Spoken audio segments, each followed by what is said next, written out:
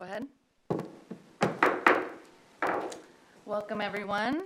I now call this special meeting of the Board of Education to order. If you would please rise and stand with me to do the Pledge of Allegiance. I pledge allegiance to the flag of the United States of America and to the republic for which it stands, one nation, under God, indivisible, with liberty and justice for all.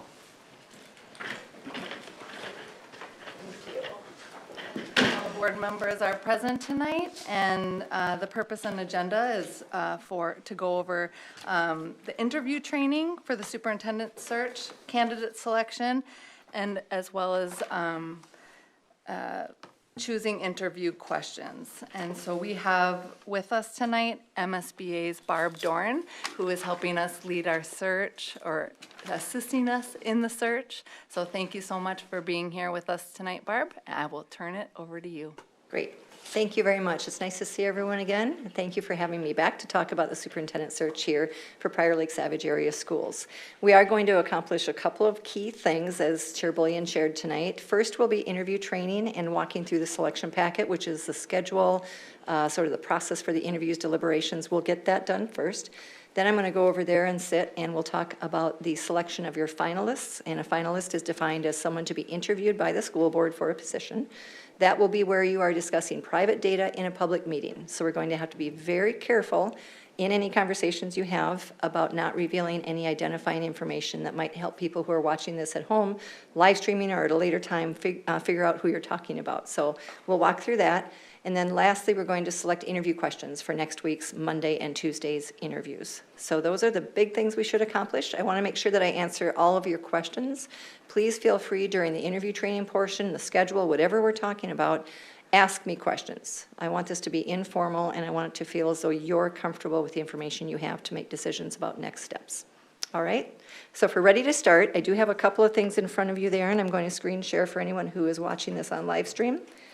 We're going to first do the interview training. And there we go. And I am going to screen share so that folks know what it is you're looking at. But this packet is the school board interview training and preparation. I think if I leave it one big sheet at a time or page at a time, people can't see what we're doing. So I think I'm just going to scroll down. I'm hoping that if I arrow down, there we go. This is how we will proceed. So also the packets you have in front of you, I did print some for you. Those are very abbreviated. I wanted to save some trees because there's a lot of material in the one that I emailed to you and the one that's in your agenda online. It's just repetitive. It's not necessary to print a lot of those things. So the most important things you have in hard copy in front of you so you can take notes. This is your information. So write down whatever you need to. I'm going to go through everything for the benefit of the folks that are also watching at home, the longer packet of information. So first of all, in the training packet, you'll see that you have the position posting. This is what went live. This is what everyone has in front of them, I hope, in the school board interview training and prep. Correct? Does that look right? Opening, of course, with the 3 options that your applicants had to choose from. And we talked last time I was here, it's a very creative approach because you are later in search season than most searches, and so you wanted to be respectful of having candidates get a choice about which position they were interested in. An interim superintendent with a 1-year contract only, an interim superintendent with interest in becoming the superintendent the following year, or 3, a superintendent with an immediate 3-year contract. And that is something that we'll talk about later in the meeting because candidates did choose one of those 3 options. And then we'll have interview questions that we'll talk about as well. But in the time being, I wanted you just to refresh what you're looking for. And then here is the most important thing, that leadership profile. This is what we used in evaluating candidates. We did an abbreviated vetting process because of how truncated this search process is. But those are the things you're seeking in your next leader, regardless of which of those 3 options the applicants chose. You also, again, are preferring previous superintendent experience, and you have a wide range of base salary because you really don't know who will be in the pool or which position they're most interested in. The application deadline was the 19th, and I just want to let anyone know who's listening to this that you had a very good pool. You had 12 people apply for this position, which at this time of the year is outstanding. And we'll talk more about that in the second part of the meeting. This is the timeline. All of the information, again, is on the superintendent search landing page on the district website. I want to just thank your communications team for keeping that updated. Right in the middle here, you'll see that tonight we are meeting for interview training to discuss interview questions and procedures and determine the finalists. Those are the three big things we're going to accomplish. The next part of the process will be next week, Monday and Tuesday, the interviews, starting at 5 p.m. both dates. It also depends, however, on how many folks you choose to interview. So that might change as far as how many people you interview each night. But right now, both of those are set for 5 o'clock. If you are successful in finding the right person, negotiations start right away on June 3rd. You would hopefully approve a contract on the 15th, and that person would start on July 1st as the superintendent or interim superintendent for your district. So now I'm going to get into the interview training, and this again is information that you do have in your hard copy. So this is a position that is a public position. It is paid for with taxpayer dollars. So there are things you do need to be very careful about. And for anyone who works in HR, you're familiar with many of these things already, but there are laws that do dictate a lot around the interview process. For example, there are protected categories or protected classes that you cannot ask about. And you see in this first blue box the things that you can't ask about, cannot ask about. Sometimes candidates volunteer this information as a part of their interview. You can't consider it either. So we want to be very careful that you are aware of the things that are irrelevant to their ability to do the job, such as their race or color, their national origin, their religion or creed, their age, etc. Those are protected categories. Now, there are some things that people say, well, could we at least ask about those things? My thought would be, why do you need to do that? However, if you really feel you need to do that, there is some information here about how to ask around some of these protected classes. I think the fact that you have one interview, one round of interviews, you have so many other things to ask about. I would advise you not to try and figure out how to ask about protected classes. I think there's other priorities for you to consider in your next leader. But you may have noticed on this page also, it talks about follow-up questions being a danger zone. So when you are asking follow-up questions, and we'll get to this later tonight when we talk about the questions themselves, we highly discourage asking follow-up questions because you may unintentionally tread on an area that is protected by law. So when we have questions identified, you will be asking the same questions of each of the candidates.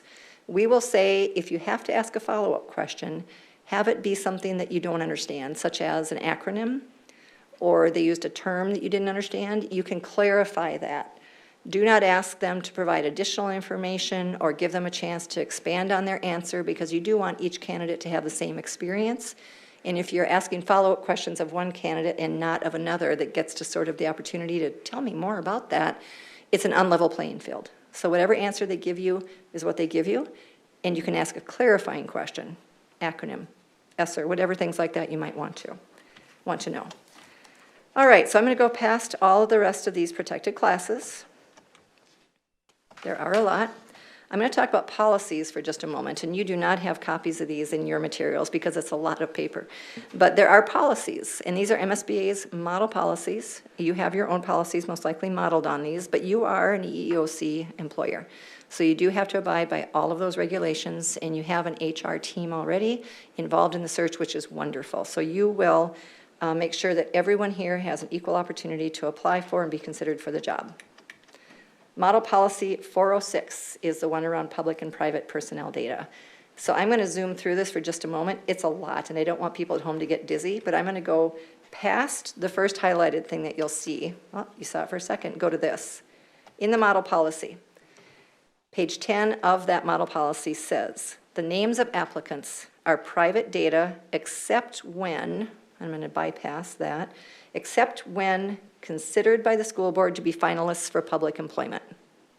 So the names of applicants are private data except when they are considered by the school board to be finalists for public employment. So what's a finalist? That's where people get tripped up sometimes. So if they're a finalist for public employment, I'm going to go back up to the first highlighted phrase on page 8 of that policy. A finalist means an individual who is selected to be interviewed by the school board for a position. Okay, that's what a finalist is. Some people get tripped up because if you were doing 2 rounds of interviews, the first round, semifinalists, right? They're semifinalists.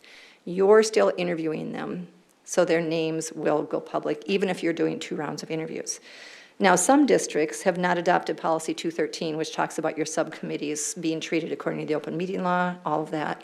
Some districts choose to keep their first round private with a subcommittee of the board, or maybe a group of, a parent, a board member, a staff person. So names do not go public in the first round. They are only finalists when you interview them. Okay, so that's a definition that we want people to be very, very aware of. Any questions on who is a finalist? Okay, you're interviewing folks next week, so they're all going to be finalists, and all those names will go public tonight. And then the next policy, if I can get through this one. See why I didn't print all of these for you? It's a lot. All right, open meetings and closed meetings, Model Policy 205. You're already doing this. Every meeting relative to the superintendent search is done in an open session. You don't close a meeting relative to your superintendent for anything other than performance evaluations. All of these steps have been done in the open. They've been posted. People are welcome to come watch the board. And in addition to that, you are live streaming and recording, which is also not required. Simply having the doors open means that it's an open meeting. But the model policy on open and closed meetings is relevant to a search because they're all open. That's it for policy. All right. Other search considerations based upon statute. This is one that we want to make sure you're aware of, even though it's a rarity. And I talked a little bit about it at the planning meeting when we talked about do's and don'ts as board members. So, for example, first and foremost, in statute, there are concerns around residency and candidates who might be related to one of you.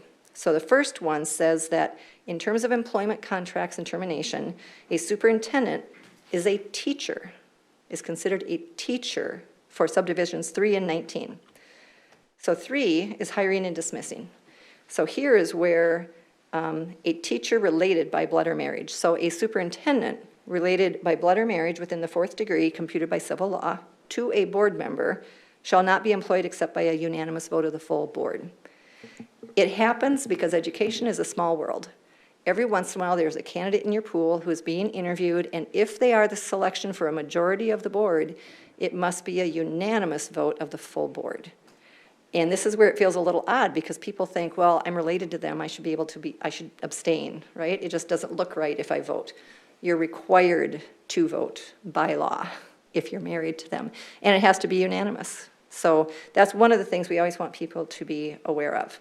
Then the second part of that paragraph, a teacher, a superintendent, this particular statute, shall not be required to reside within the employing district as a condition to teaching employment or continued teaching employment. So you cannot ask about, you cannot require your superintendent to live within the boundaries of your district. They can live anywhere as long as they can meet the requirements of the job description and the contract. So there are people that love to volunteer that they're going to move here and it becomes a selling point for them, or they already live here. That is not legally something you can consider. Make sense? Again, level playing field. If they live close enough to do this job and do it well, it cannot be considered. And then the contract, you don't have to worry about this right now, but in the last year of a 3-year contract, you can negotiate a new contract for the next year. So sometimes 364 days before the contract takes effect, people will lock in a superintendent. So start on July 2 and they'll lock them in for July 1 the following year. So you can do that. That is in statute. Here's the special voting circumstances, and only the top one applies, and I know it's kind of small for people at home. So individual board member, remote participation, nope, that's not the one. It used to be the top. Initial hire of a teacher related to a board member, unanimous vote of the full board. You can see which statute that is. And I think I've already asked all of you, if you took a look at that list and you saw someone related within the 4th degree, blood or marriage, you would have let me know. Nobody let me know. I don't think you're related to anybody, so we can avoid that one. All right, the next page, common interview mistakes. You do have this in your hard copy there. You won't make these mistakes, but we do want you to be aware of them. So first and foremost, you don't want to have incomplete selection criteria. This board unanimously agreed upon a leadership profile. I thought it was very well done. You were all on the same page about the kind of leader you are looking for. So you have specificity around what you're seeking, which is great. So you're not going to make that mistake. Please make a good impression because they are interviewing you as much as you are interviewing them. That is something that I think has become even more pronounced in the last few years, where Superintendents, there's fewer of them. It seems like the numbers are dwindling. It's a very difficult job. So they're looking for the right fit, just like you are looking for the right fit. So we want to make sure that you make a good impression on them. The don't ask list, you're not going to worry about that. Vague questions, we're not going to worry about that because we've got some very specific questions. Do think about big picture, because you have some priorities right now in front of you, and you talked about them already. They're all important. You don't want to focus on one main thing as the reason to hire someone or to not consider someone. There's a couple of big ones out there. You're looking for a balanced candidate, big picture candidate that has experience in each of those probably 3 or 4 biggest fires burning for you over the course of the next year in particular, and then beyond that as well. Probing motivation. Why do they want this job? You know, and that's a pretty typical interview question, but listen carefully to their answer, because we want someone that wants this job and why. See how they articulate that for you. It's not a one-way street. It goes back to they're interviewing you. Notes I want to spend just a minute on, because I think I mentioned this in the planning meeting. Your notes, when you're all done, will be turned into your HR department, because they need to be filed in accordance with your data retention policies. And the materials will be kept longer for the person that you hire than for those that you interviewed, than for those who applied. But all of that material does need to be turned in. So any notes that you take during the interviews will go to your HR team. Any notes you might take down while reviewing the applicant pool, and I know you all did that, and it was a lot of work. Thank you for doing that. Those notes get turned in as well. And we already talked a little bit about those notes should not reflect anything in those protected classes, right? Don't write down how old you think someone is. It's irrelevant. So you don't want someone to make a data request for your notes and find out that you were judging people based on how old they were. So please keep your notes professional and appropriate. You'll be just fine. Okay? Does that include tonight as well? Yes. Yep, tonight. Yep. Although, yes, we are talking about candidates tonight, ABC, so any notes you do write about those folks would be subject to data request too. We'll make sure that your HR team, when the search wraps up, has a link to the same folder you all had a link to, so they can download it, save all of those applications for everybody. Okay, so they will have access to that as well. Don't make a quick decision. If next Tuesday night during deliberations you don't feel ready to make a decision, you don't have to. You could call a special meeting for 3 or 4 days later. You could recess till the next day. Don't feel forced to make a quick decision if it doesn't feel right. Keep in mind, however, that you are a little later in search season than many folks. So people who are interviewing in March, even April, they might have a little bit more runway to think about it longer. I don't know that you have a whole lot of time left. So it will be perhaps quicker than some districts would, but find the person that you need right now for at least the next year, potentially 2 or 3. That'll be up to you. Don't accept the wrong fit. I'll tell you again, I was really pleased with your pool. You wanted superintendent experience, you got people with superintendent experience. Referendum experience, you got a lot of very good people, so I'm not worried that you have a weak pool. If you'd had 2 or 3 applicants, didn't have the experience you were looking for, we're going to have to talk about maybe pivoting to a different option for you. But at this point, I think you have a good pool. So just keep in mind that amongst all 7 of you, a majority vote of the board can hire someone. It is not required to be unanimous. It's wonderful if it's unanimous. A majority vote is all that is needed, however, to hire someone. And then not checking your bias at the door. I think this is in your packet. I'm going to talk about that just for a moment. It has been popping up more often in the last few years than it used to. So first of all, bias is not bad. It is something that we all have. You cannot be a human being in today's world without having bias. The way that you were raised, the folks you grew up with, the school you went to, the part of the country you're from, there's lots of things that make us who we are. Sometimes it is unconscious. You don't even think about it, but you see someone and you make a very quick judgment based on your past experience with people. Also, it's normal. We want you, however, to acknowledge it if you feel it. So I'm going to give you some examples of when people felt it in our search processes, didn't acknowledge it, and it actually is one of the reasons we now offer bias training. So there's a couple of areas in superintendent search that I want you to think about might arise. I don't know. So I'll give you an example first and foremost. We had a search a few years ago, and there were 2 finalists, both very good. One was mid to late career, one was early to mid-career. You could make that assumption, I think, based on how they looked. Well, this particular district had a couple of board members that were very technology fluent and really wanted someone who could use technology to their advantage. They loved social media, they wanted to tweet. And so at the board table, someone said, you know what, I think they're both great. I'm just going to use Jane and John for the fun of it. You know what, though? I think John's going to be a whole lot better at technology. I could see him tweeting stuff regularly. I just don't think Jane's going to be that comfortable with technology. I'm just saying. And a couple of people nodded, yeah. Why do you think this board member felt like John would be better at technology? What about John, from appearance's sake, made them say that?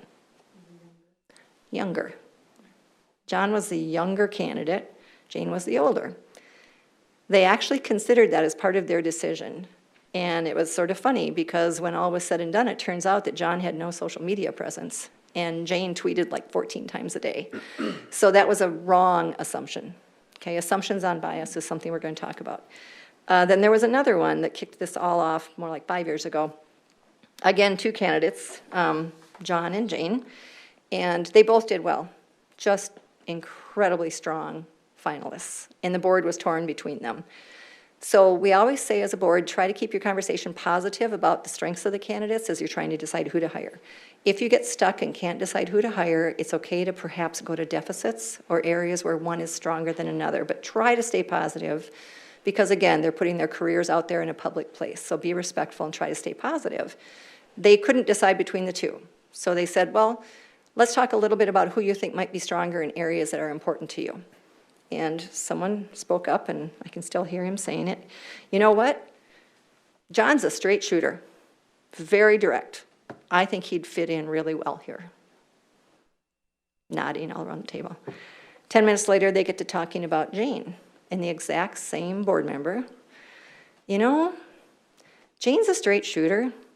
She's really direct. I don't think that's going to play very well here. Almost verbatim. What bias was in that person's mind that he hadn't even noticed he had? Gender bias. Women are not supposed to be direct, are not supposed to be straight shooters as much as men. And that was just that was an assumption he made.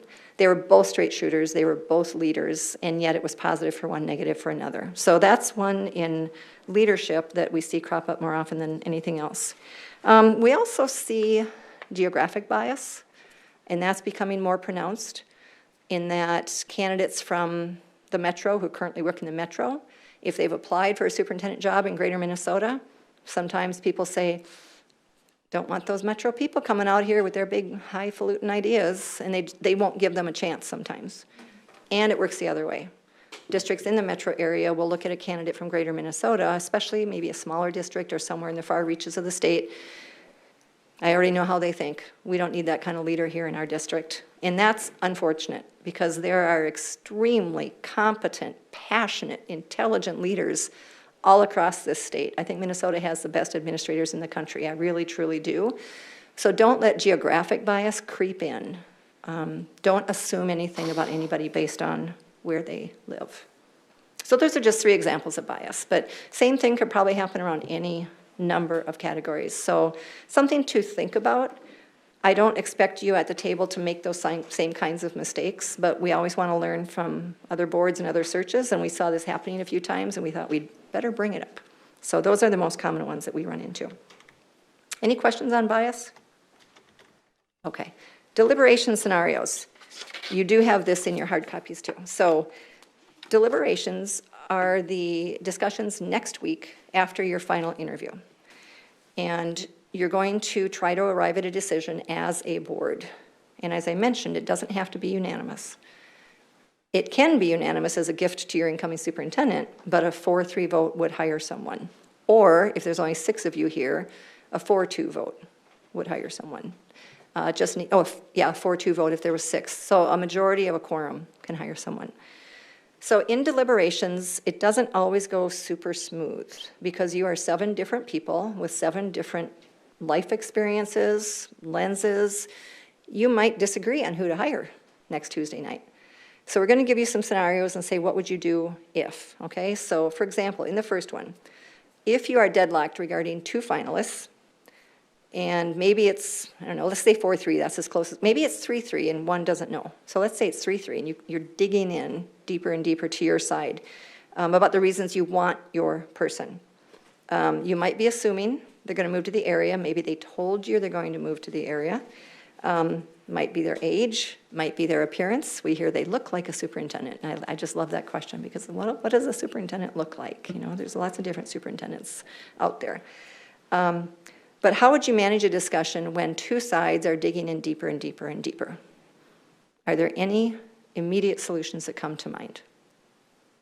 And if you don't want to speak up, that's okay, but feel free to if you want to chime in. I would say maybe pointing out the positives of a candidate that maybe they're not aware of, maybe some insight you have that maybe another candidate may not have insight to. I love that idea. Turn it back to the positive traits of the candidates, because all of these people, by the time you're interviewing them, are good people. So I love that idea, turn it back to the positives. Even if it doesn't feel like it's the right person for you personally, you just can't see them here, they are a strong leader. So repeating those positive things is a great idea. Anything else? I tell you what the most underutilized tool is, and the best tool is to call a recess. A cooling off period. Go for a walk. Go get a drink of water. Do not go out in the hallway and talk to each other about this, because this is an open meeting, so don't do that. But every once in a while, you just need to take a break.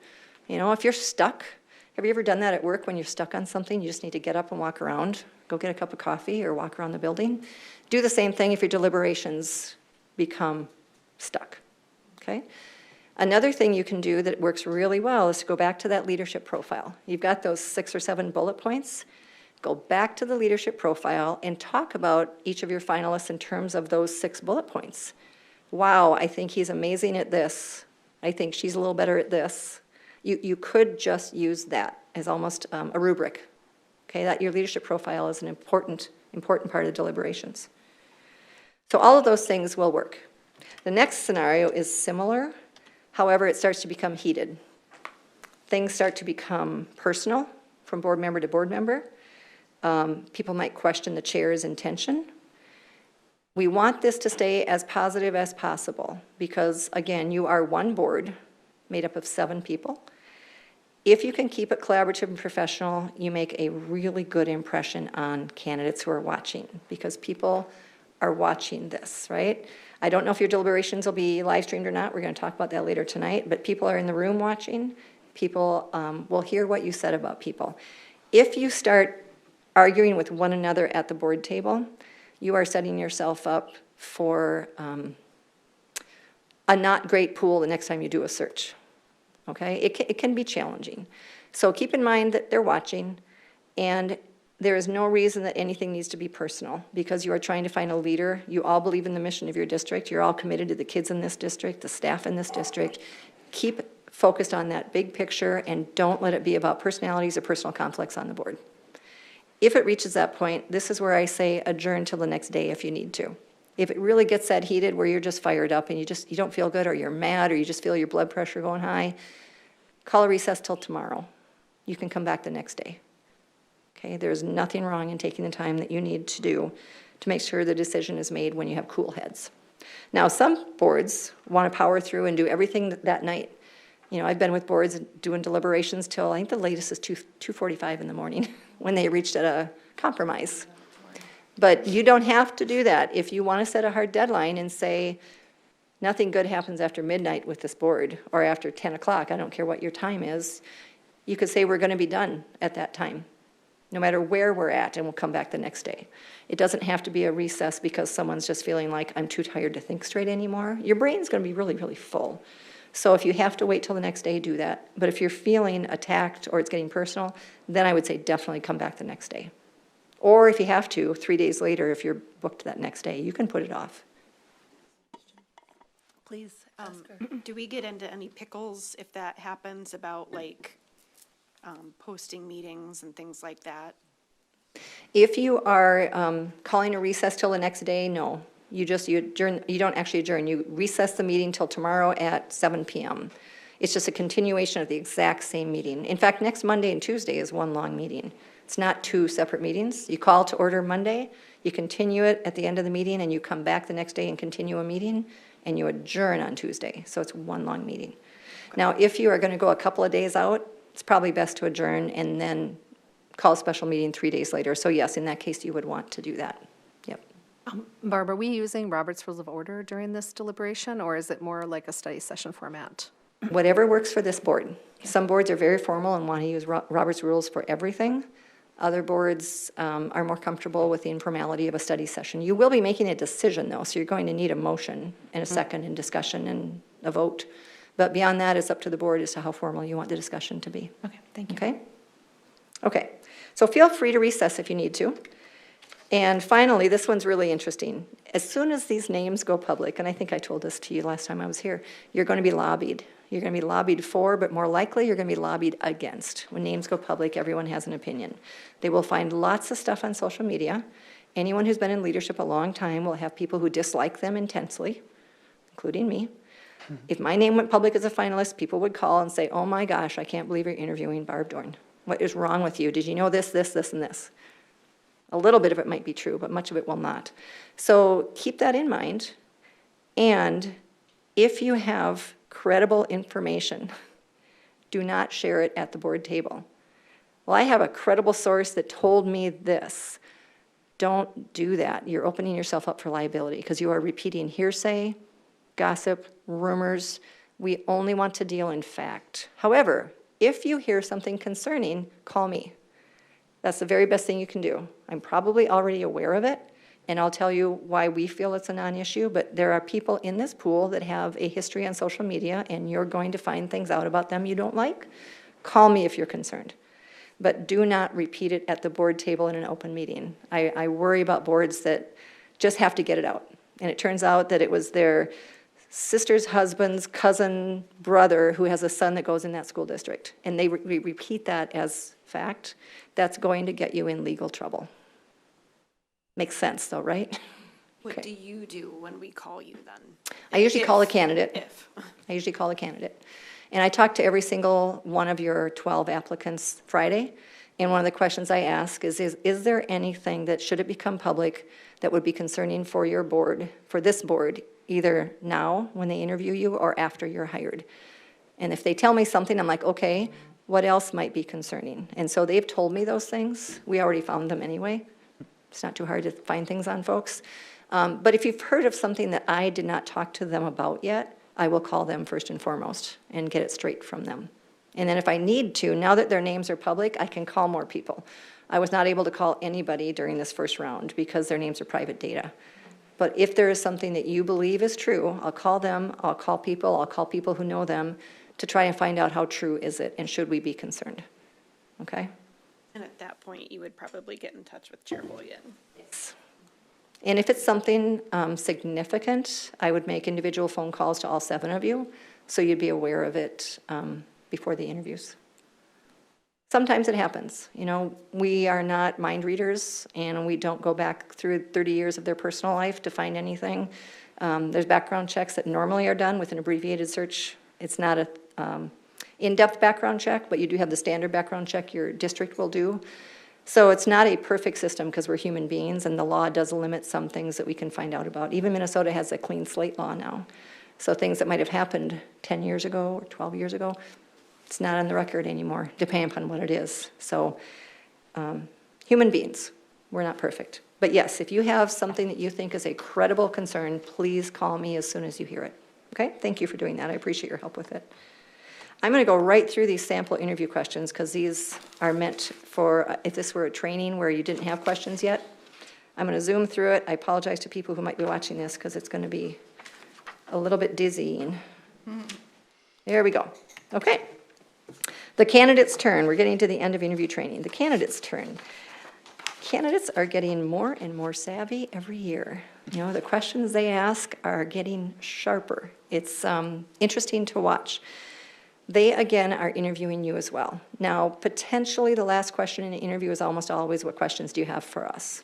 And if they've left time, because they're going to have 1 hour, and I'll be holding up cards so they know how much time is left, if they've allowed time to ask you questions, maybe the last 5, 10, 15 minutes, they might have some zingers for you.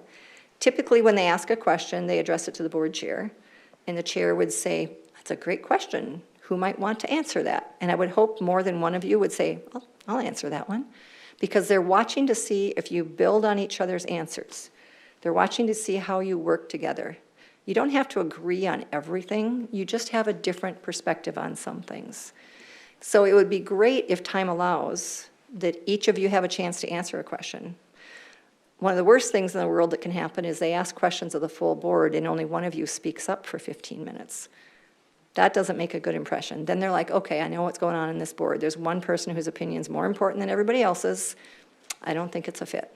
And they will decline an offer. So try to participate as a team, because you're a team, right? One thing I've seen done, and I don't know if, here's some of the questions they might ask. I don't know if this is a trend or not, but I have seen it twice now. The governance model, the board governs, the superintendent manages. You're all familiar with that from MSBA trainings. I've heard two candidates ask a very technical question of the board, and they wait to see what you say. Can anyone figure out why someone might ask a very technical question about something very specific and wait and see how you answer it as a board? But they want to find out if the board's going to say a managerial answer or a governance answer. Correct. It's a trick question. If this board knows way too much about the managerial role, it tells them you are a micromanaging board and you're not going to trust me as your CEO to run this district. Not that you can't answer it, you can answer it. If you have a passion about, I don't know, the budget or any of those really detail-oriented things, you can answer that. I just want to make sure you're aware that sometimes it's being asked to suss out whether you are a board that's going to let them do the job as the CEO or if you're going to try and do it for them. And that's been really interesting. That's a trend that we hadn't seen until just about 2-3 years ago. So they will ask you questions, so please participate. Be yourself, be comfortable, be authentic, and answer questions that you can. If you can't answer them, say, I in fact had a board say, does anyone know the answer to that? No? Okay, well, you know what? That's because I think the best person to ask would be our director of finance or, our instruction, curriculum and instruction person. So there's no wrong way to answer it, but I'm just trying to get you prepared for the things that can, red flag for candidates. That might be one of them.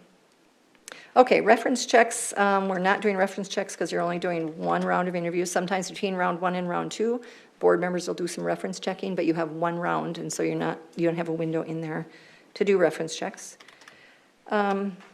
Finally, the last piece in here is deliberating in public. And this is really important because, again, you're talking about people in an open meeting who have just laid it all out there for you. And they have told you what they think. They've talked as much as they can about why they're the best fit for Prior Lake Savage area schools. The last thing we want to do is criticize them in a public forum when they have gone through all of this work to get here. So we're going to try to keep the comments positive during deliberations next week. You may have a clear winner or two.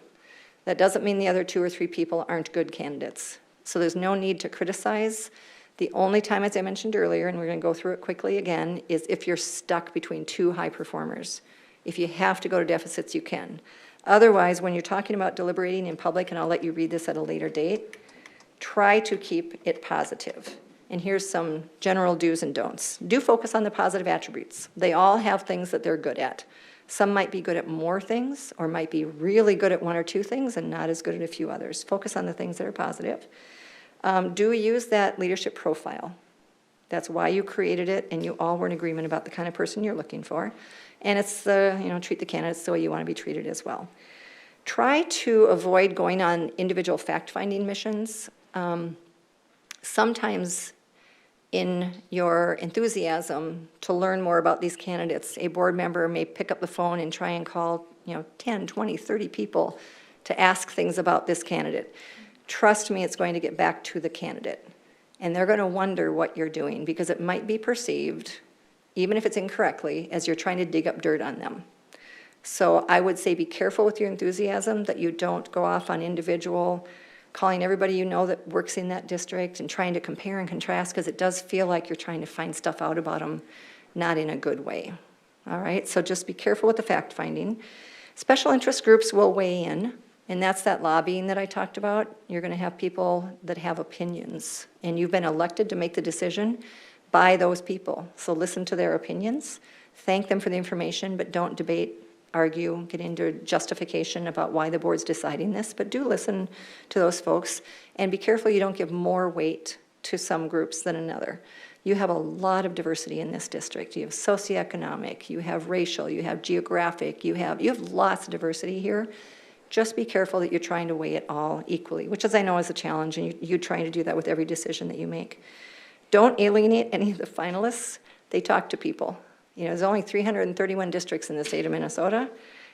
It's a pretty close group. Administrators, whatever level of administration they're at, they know other people. And we want your reputation to be a positive one in terms of how they experienced their interview with you and the follow-up. So how you treat them is really important. And then be careful, and we'll talk about this Monday night. If you interview more than 3 people, you're going to probably meet Monday and Tuesday. Don't talk to each other Monday night about what just happened. You got to wait until you've talked to all of your candidates and then have that conversation here at the board table. Okay? Any questions on deliberating in public? Okay. So the last pages is the superintendent contract. I believe that there's been a subcommittee that has met. Is it an executive committee has met with the HR team to talk about a contract? Yes. Would you mind filling us in on kind of where that's at, so you have a contract ready to go next Tuesday or Wednesday? Oh, I was not prepared. Oh, I'm sorry. That's okay. I mean, we went through MSBA's model. Yep, We okay. went through Dr. Thomas's current. We went through some of the legal considerations. Perfect. And between the 4 of us, the executive team with Director Cothern, we came to a place where we felt was a good collaboration of all 3. Good, awesome.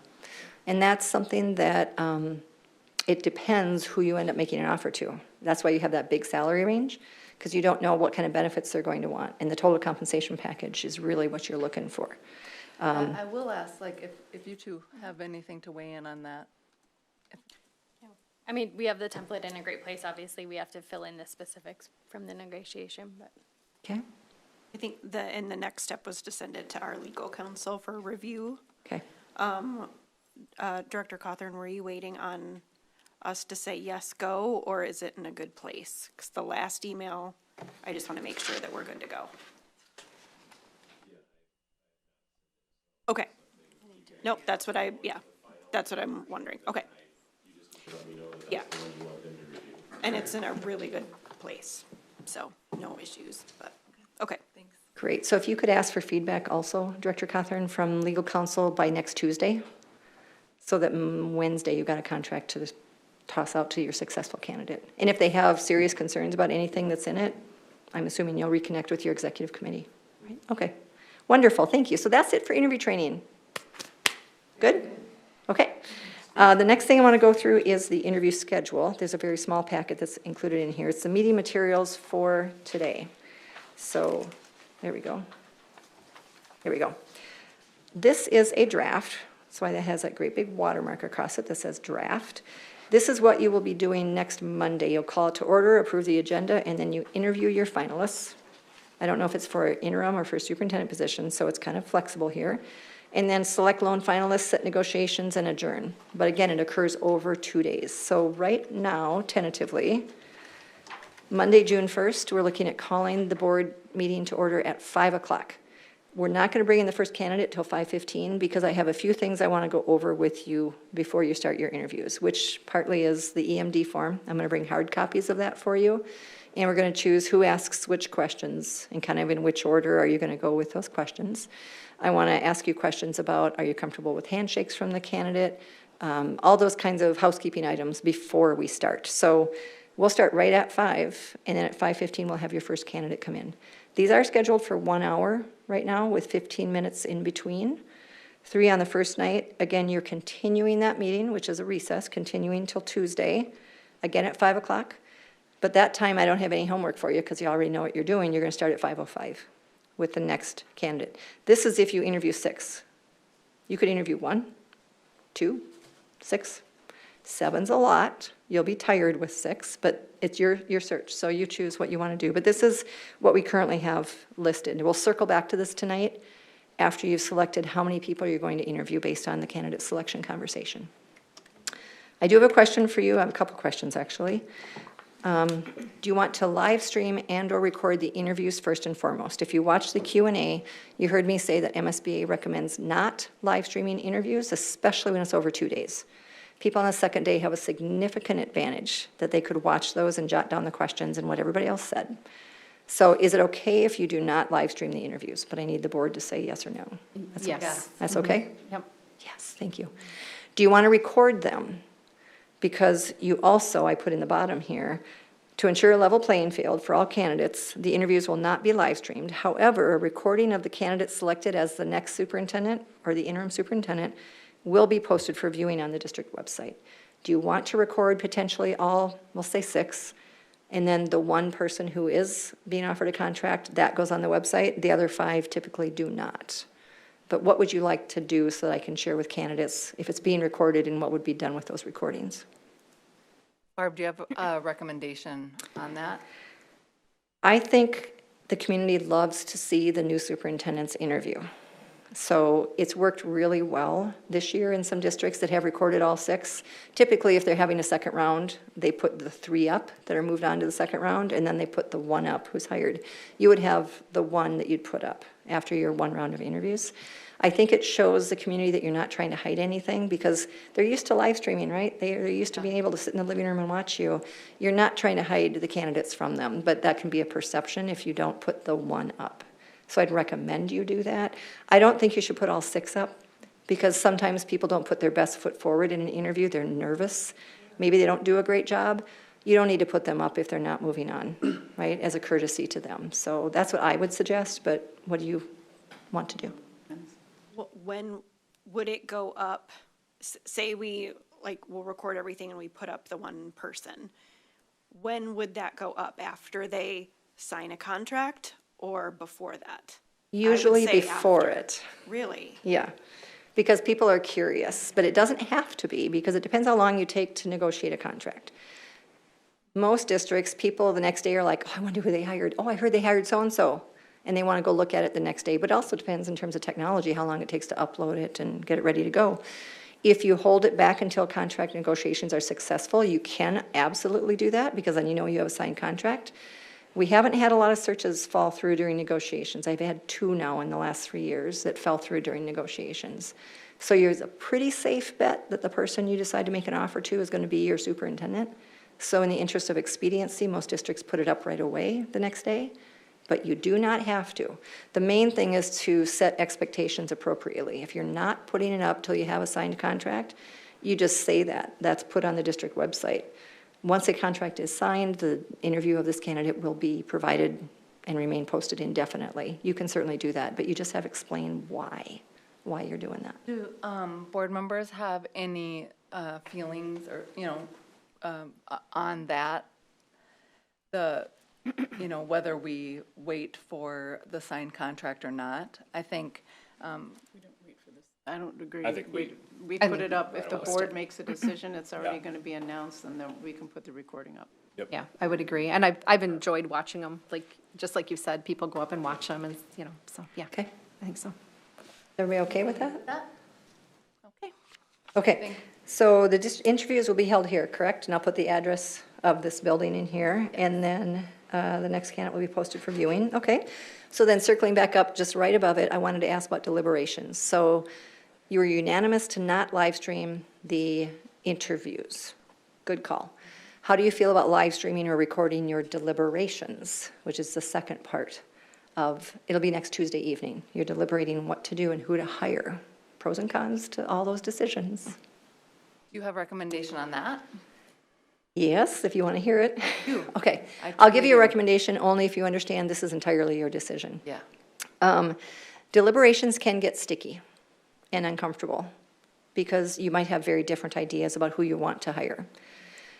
I think it's great that the doors are open and people can come watch. And honestly, when we've had deliberations till 2:45 in the morning, people have been still here watching the board, waiting for them to make a decision. Sometimes the board at 2:30 says recess, and they call a recess, and everyone goes home and gets 3 hours of sleep. But they can get sticky, and they can somehow expose rifts on the board. And sometimes people will inadvertently say something very negative about one of the finalists. I'd prefer that not be recorded and live streamed. And it might be in the heat of the moment, and you forget that it's going to go online or people are watching you, and I guarantee you, if it's live streamed, your candidates are watching you. Talk about them. So it hurts my heart if board members forget that the people who just poured their heart and soul out in front of them are watching, and you say something during deliberations that's really unnecessary. But it goes on the record then. So I'd prefer not live streaming deliberations unless you are completely and utterly comfortable that there will be nothing but positive comments and good vibes during deliberations. And if you can't do that, I'd recommend you not live stream or tape deliberations. But you keep the doors open. People can come in and watch. People can come in and hold up their phone and record you if they want to. It's an open meeting. Wouldn't being recorded hold us to a higher level of accountability, though? Possibly. I have had a board that chose not to live stream deliberations, but they recorded deliberations. Now, what you're doing in that case is you're creating a data point. If you just record it and don't put it up on the website, at least you've made the data point. And in that case, anyone can make a FOIA request to watch those deliberations. And sometimes the press makes a request to watch your deliberations because it seems very secretive if you recorded them and didn't share them. So I'd say maybe don't even create the data point in the first place. But yes, people's behavior can sometimes be better if they know that it's being live streamed and recorded too. That's a great point. So now you get to decide what you'd like to do, because I would prefer this to be decided tonight. I think, board, if we could just go, like we have been, making a decision, getting everyone's point of view. We'll just start at one end of the table and go down. Can we start with you, Director Axe? Sure, yeah, I fully support it being live streamed and recorded. Director Johnson? I have no problem live streaming. Director Mason? Yeah, I don't know if I have a strong preference, but I'm fine with it being live streamed also either way. Working for a government entity myself, which is also public, I would still. This is a hard one, honestly. I don't know how I feel. I'm not worried about anything, of course, to live stream or record it. I think of what's on the other side of that camera, and having candidates listen in to people talk about them. To your point, like, they just got done with this very fast process, pouring their heart out to,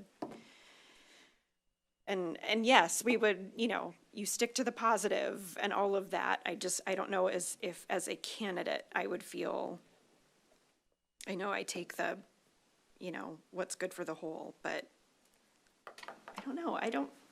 I'm not a fan. I'm not a fan of live streaming it. Can I ask a question? Sorry. No. Something popped in my mind. Do you ever have candidates come and watch the deliberations? Twice. Yeah. I've had candidates come watch their competition's interviews. It's an open door. Those people didn't get moved to the second round, but they sat in the back row and watched the interviews, and it's an open meeting, right? What are you going to do? Yep. I guess, I'm stuck on, it's an open meeting, and we live stream our open meetings. But, as a candidate, I don't know how I feel about it. We can come back to this later as well, because we do have to revisit this based on how many people you choose to interview. So I am going to come back and say, okay, how many slots are you filling in? We could come back to this after you've Can done we this. just Yep, finish? yep. We'll finish the round and we'll come back to it as Yep. well. Director France?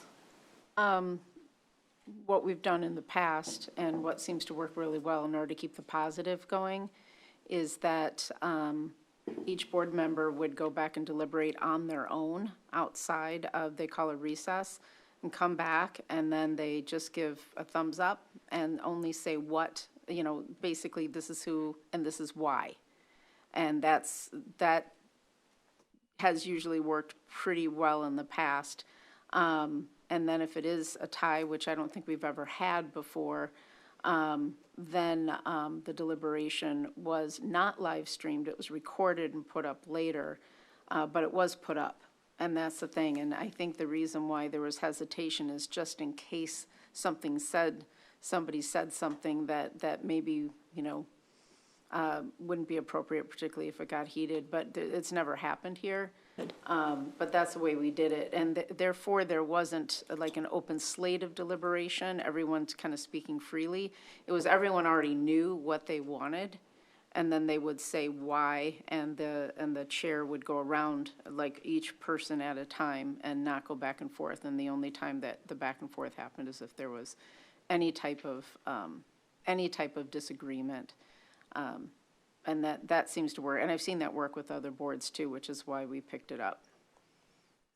Are you for the live stream or? Not the live streaming, the recording afterwards, and I do believe the candidates that I spoke to did listen to, even if they weren't the final, they did come back, and one of them actually commented last time on how professional we were. And the room was packed. It was overflow. So you recorded, not live streamed? We recorded, not live streamed, the recording did go up. Good, okay.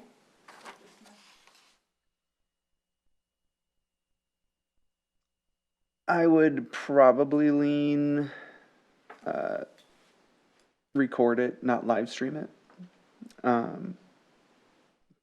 But similar to Director Mason, I don't know if I have a strong preference. I mean, everything we say it's an open meeting, so.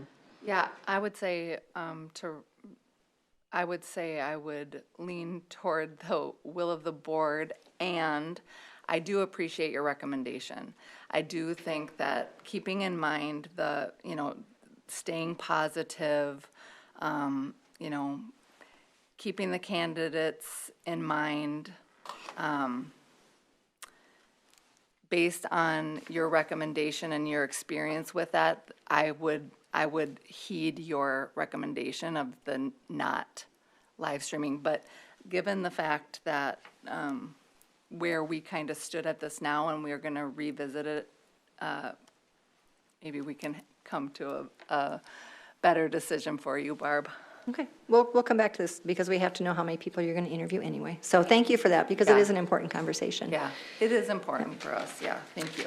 Also on that day, June 1st or June 2nd, I know that I've talked to Danny about potentially offering district tours to the candidates if they're not familiar with your district.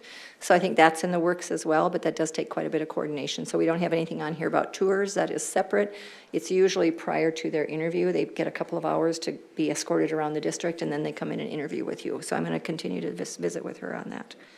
All right, so then the next page here is the candidate interview script. So this is what is going to happen on Monday at 5:15. That'll be your first interview, regardless of how many folks you interview. And this is an outline that we would recommend. I don't facilitate the interviews. The chair does, and then the board, you run this. I will be here. I'll be sitting off to the side or maybe at one of these tables, keeping time cards and things like that. I'm here if you need help, but this is your search and you're going to run the interviews. So basically, it's pretty simple. The chair opens it, welcomes people, thank them for coming here. We will know how many questions she'll share that you have, there's 15 questions or whatever. Also, when they arrive, we will meet them 15 minutes before their interview and give them a copy of the questions so they have 15 minutes to sort of think about it versus a cold sit down and here's your questions, because sometimes a little bit of time helps them formulate their answers. It'll be 1 hour unless you only interview a few people. You could make them an hour and a half, whatever you want to do. It's a little fluid there. And then I'm keeping time. I would appreciate it if you would introduce yourselves to the candidate. And it's got to be super simple. Just your name and how long you've served on the school board. The reason we don't want you to say more is, one, it eats into your interview time. If all 7 of you introduce yourselves and say where you graduated from and how many kids graduated from here, and if you have grandkids in the district, it just takes too long, and we need to get to the questions, right? The other thing it does is it invites the candidate to feel like they have to share that personal information with you themselves. So if all of you are talking about families where you graduated from, grandkids, whatever, they feel like that's necessary, and again, that's protected classes, so we don't want to invite them to do that. So the example you set is great. Name and how long you've been on the board. You will do it 6 times if you have 6 interviews, okay? You'll just keep doing it. Then you go with the questions, and we'll go through those here before we close tonight. The EMD form, you'll have If it's 6 people, you'll have 6 copies of it, so you can jot everything down on hard copy as they go.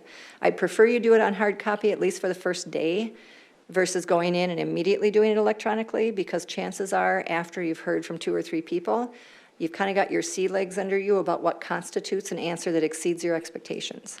One of the things we have found is, by and large, if you go in electronically and you evaluate every answer on the first person, and then you go in electronically with the second person, you get to the third person, and you start inputting, and you go, you know, I was a little too hard on that first person. I want to go back in and change my answers. It's very difficult to change your answers once you've hit submit on this form. So we want you to do it in hard copy for at least 3, and then you can go in, because then you kind of know what to expect. You've got context around all of the answers. And in closing, you want to just thank them for coming, let them know that you're going to give them a call after deliberations have finished. For any of the Monday interviews, Chair Bullion would say on Tuesday evening. On Tuesday, you'd say tonight. So we'll let them know. There you go, that's it. Interviews are pretty simple. The question, what, EMD form, tell us what that is. Exceeds, meets, disappoints. Exceeds, meets, disappoints. So for every question, thank you for asking. See, that's a clarifying question. You asked a follow-up question that helps you understand what it is. You didn't say, gee, Barb, tell us more about this process. That's way too open-ended. So thank you for that. Every single answer a candidate gives you, you individually will check that exceeded my expectations, it met my expectations, or I was disappointed in that answer. And then at the end of the interviews, we'll tally them into a single PDF and let you take a look at them. The more E's someone has, yay for them. The more D's someone has, ooh, it's too bad. But it just gives you an indication of how you're all leaning. It doesn't rank your candidates 1, 2, and 3. It just indicates as a body how many of you were disappointed or excited about the answers you got. There's an electronic link you can practice on in an email I sent you this weekend, but it's very intuitive and very easy. So wouldn't worry about that. Any other questions on the interview? Thanks for asking. Yes. Will they be standing or sitting? Probably sitting is most common, unless you prefer they stand. But these are 1-hour interviews, so what would you like to do? Sometimes candidates, I guess, might want to stand. Yeah, You know? I figured it would be completely up to them on what they wanted to do. So, What have you seen before, superintendent interviews? We usually see them sit unless they're presenting something and then they have a PowerPoint and everything, but Mostly you sit. usually see them sitting? Sit. I've only seen Okay. one set, but they were sitting. You've gone through. Okay. They usually sit Yeah. right there. But I think everybody should do the same. Yeah. Okay. whatever That'll they be decide. something we'll decide Monday night, or Monday evening at 5 o'clock. I'll say, do you want them sitting or do you want them standing? In that case, most likely, if we should have them the same, consistency is important. Thank you very much, Director. Then I'd say sitting, because not everyone can stand for an hour with their back not hurting or something like that. So we shouldn't assume they can stand the whole time. Okay, we'll discuss it and confirm probably sitting. Then deliberations. Here we go. I'm going to go through the rest of this little script. Deliberations, we've already talked about almost all of it. This is just a guide. And so the first thing we're going to do is I will distribute copies of that EMD results. You can take a look at it. I'll spend less than a minute. We're not going to rank candidates. Ranking of candidates is public data. We're just going to say, hey, here's what you all thought. You can see there's some score higher or score worse. That's just one tool in the toolbox. Then you're going to go around and talk about strengths. I really like each of you to say at least one strength of every single person who interviewed. I'll be taking notes because when I call people that night, there will be disappointed people. And it really helps them and me to be able to say, here's the things they said about you. Gosh, you know, and you have all kinds of wonderful things. So I'm jotting notes while you share strengths. I think it's only fair that you don't start with the same person each time, because by the time it gets to the end, the last 2 people say, everybody said everything I wanted to say, so hopefully start with someone different, and only say maybe one thing, 1 or 2. If you rattle off 5 things that were great, you really don't leave a lot for the other board members to share. One or 2 things that you think are strong. And that's it, okay, super simple. This is when the rubber meets the road. Who are you leaning toward hiring? And maybe this is where previously you could take a break on your own, or maybe we have a break scheduled for about a half hour. This is when you can do exactly what you just suggested. When you are waiting for us to tally the EMD results and get them printed, I'll work with Danny to print them. Find a quiet place to sit or at your own table and just kind of jot down who of the 6 you are interested in and why. So gather your thoughts, write them down, so then when we come in to deliberate, you're ready to dive right into this. First strengths, and then who are you leaning toward making an offer to and why? It'll evolve. Sometimes it actually goes really quickly. Sometimes it takes hours and hours. It's very, very hard to predict that.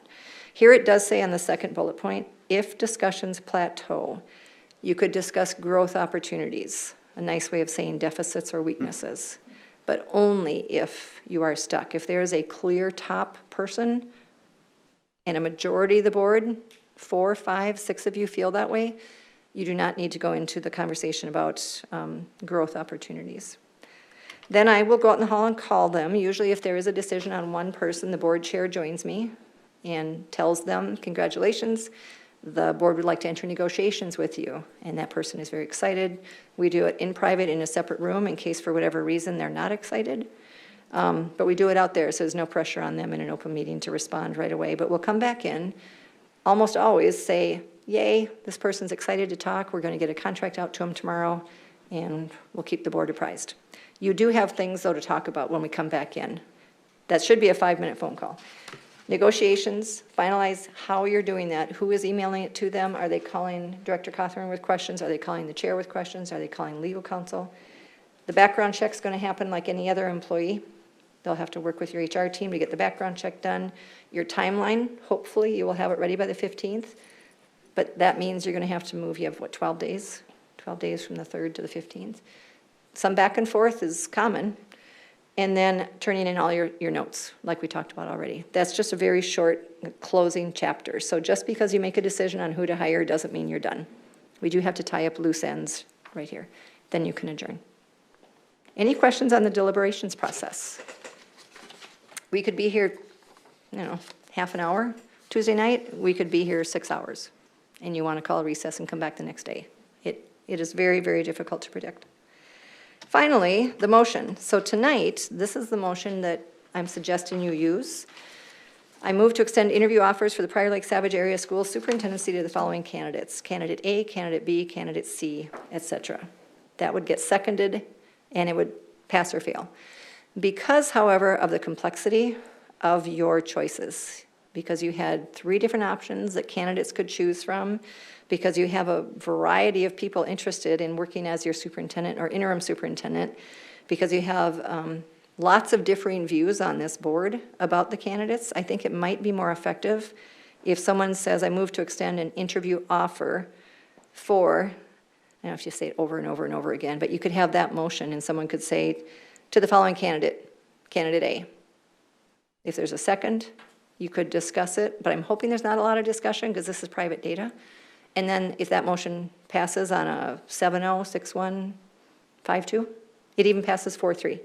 Then you move on and someone says, you know what, I'd like to move that we interview candidate Z. And if someone seconds it, you could have discussion and then you have a vote. So that would be a 1 person at a time. I'm suggesting that only because you have a pretty creative search here with all the options you're providing to people. And it might be cleaner if instead of a whole slate, because I think if you try to pass a slate with 4, 5, or 6 names on it, there's going to be a lot of discussion that might be unnecessary and might accidentally reveal something about people that should not be revealed that identifies who they are. So what do you think of that idea? It's just, you'd have 5, 6 motions instead of 1. I think that I agree with that recommendation. Okay. Is everyone else okay with that? Yep. Okay, so that's how we're going to do it. And we're going to segue right into that now. Other than, I'm going to point out this motion right here for next week. Tuesday, to select a new superintendent, and it might be an interim superintendent, so you want to get the language right. Whoever makes this motion next week, please make sure that you state it's contingent upon the following: that a mutually agreeable employment contract is negotiated and a criminal background check is completed with results acceptable to the school board. You want to make sure you have those 2 outs in case things don't go through.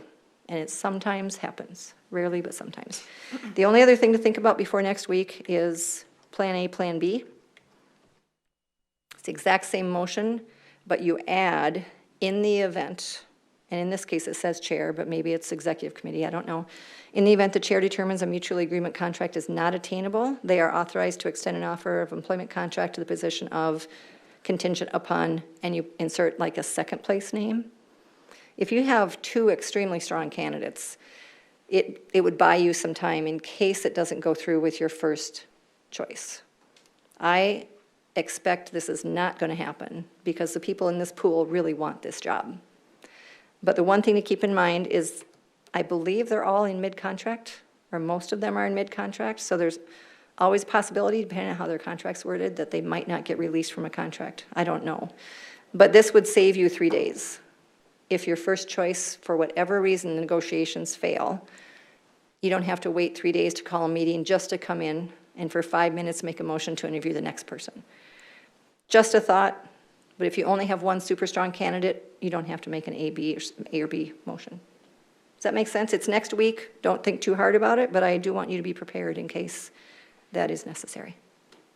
Any questions on process for next week? Because we're going to move into the exciting part of the night, which is candidate selection. I might have questions next week. Okay, that sounds good. I don't know how to get this back on the beautiful Prior Lake Savage Area Schools logo, so I'm going to leave that there and let someone else figure out how to do that. I'm going to go sit down now.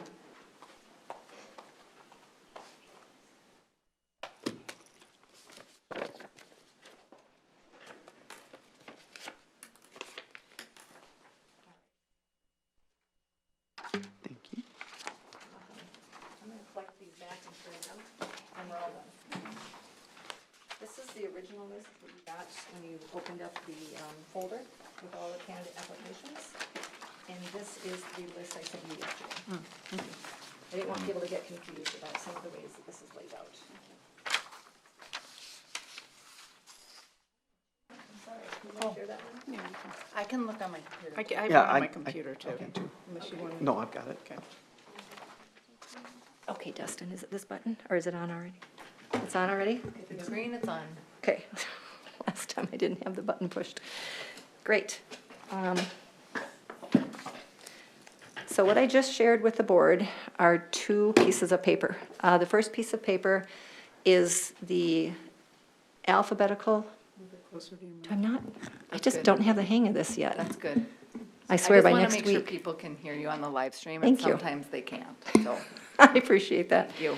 The first list is the list of, in order of A, B, C, D, E, 1 through 12. You had 12 applications. So that is what you looked at when you first got into the folder up in the cloud.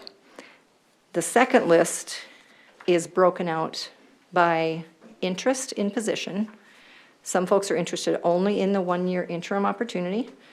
Some folks are interested only in a 3-year contract from the get-go. And some folks are open to a 1-year contract as an interim with the potential of more, and or up to 2 or 3-year contract immediately. And I spoke about this with each and every applicant to make sure I understand their interest. And it comes down to risk tolerance, because as you know, these names go public as soon as you choose to interview them tonight. I'm going to read those names out loud after I call everybody. And I want to make sure that they are represented accurately. So this is on the second page with the color.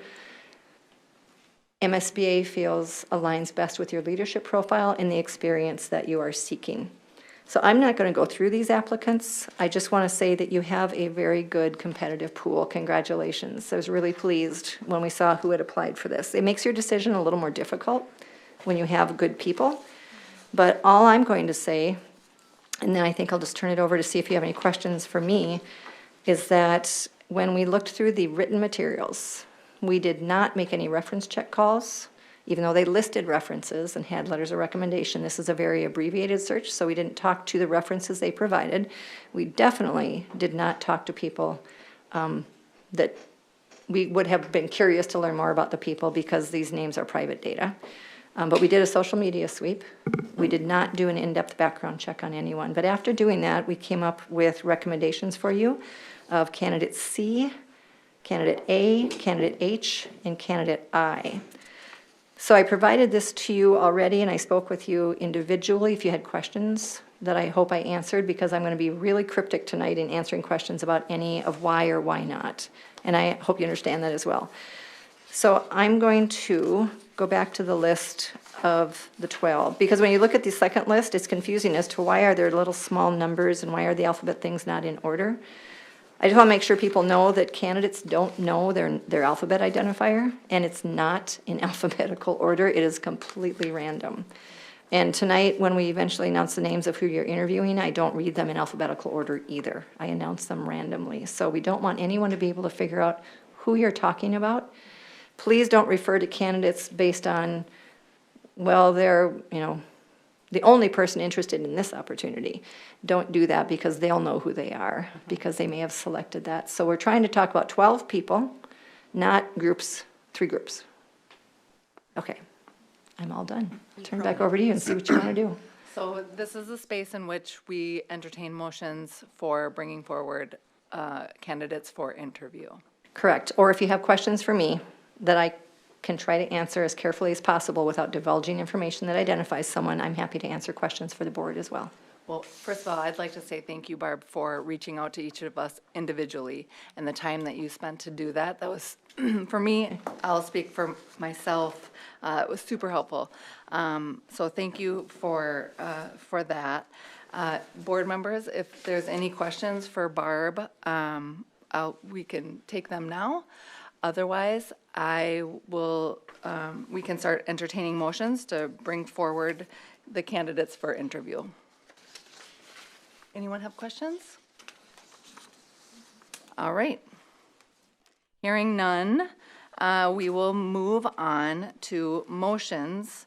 We will entertain motions for board members' desired candidates for interview. And we can take that at whoever wants to start. I'm happy to start if to break the ice, but however you want to do that. Okay.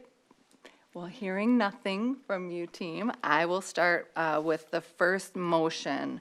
And I will do that just by I will entertain a motion to bring forth candidate C for interview.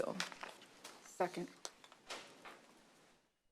Okay, so there is a first and a second for candidate C. And I'm going to go around, we'll do a roll call for that. I'm going to say A, B. I'm going to try to, are you taking notes too, Danny? Thank you so much. We'll start with you, Director Atkinson. Nay. Nay. Director Johnson. No. Director Mason. Nay. Director Olsted. Aye. I am an aye. Director Aye. France. Director Smith. Aye. Okay. So the first candidate for interview going forward will be candidate C.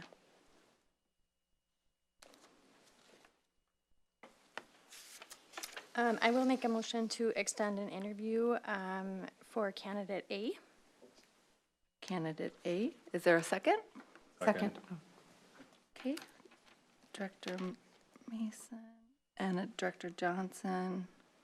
And we'll start on this side of the table this time. Director Smith. Aye. Director France. Aye. I'm an aye. Director Olsted. Aye. Aye. Director Johnson. Aye. Director Atkinson. Aye. Okay, that passes 7-0 for candidate, oh, sorry, tell me again, candidate A. A, yes, sorry, my notes. All right. I would like to extend a motion to extend an interview to candidate H. Second.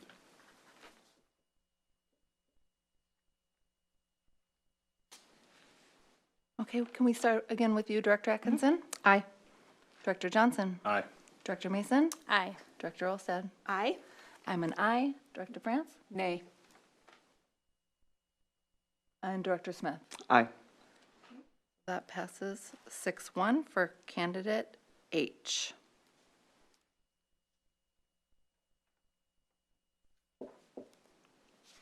I'd like to make a motion to bring forth candidate D for interview.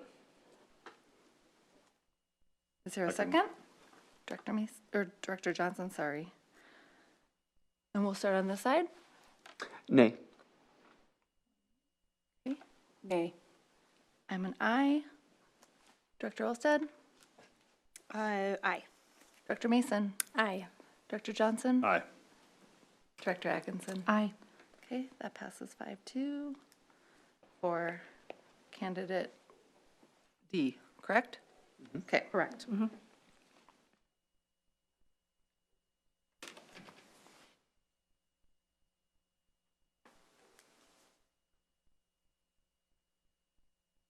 Any other motions? I'd like to make a motion to bring forward an interview to candidate F. Is there a second? Second.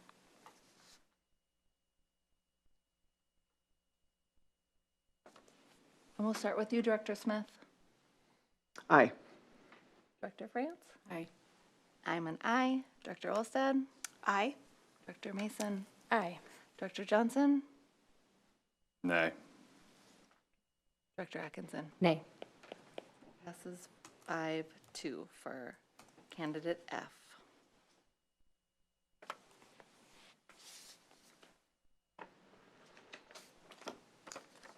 Any other motions? I'd like to make a motion to extend an interview to candidate I.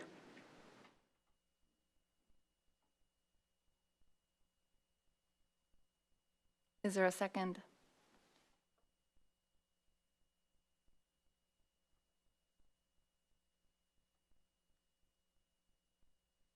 Second? I will make the second. All right, we will start this time with Director Atkinson. Nay. Director Johnson? Nay. Director Mason? Nay. Director Olsted? Nay. I'm an aye. Director France? Nay. Aye. Okay, so that fails 2-5.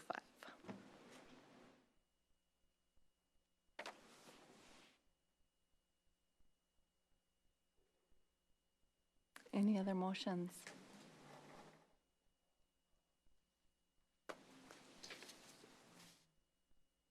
One more time, any other motions? Hearing none.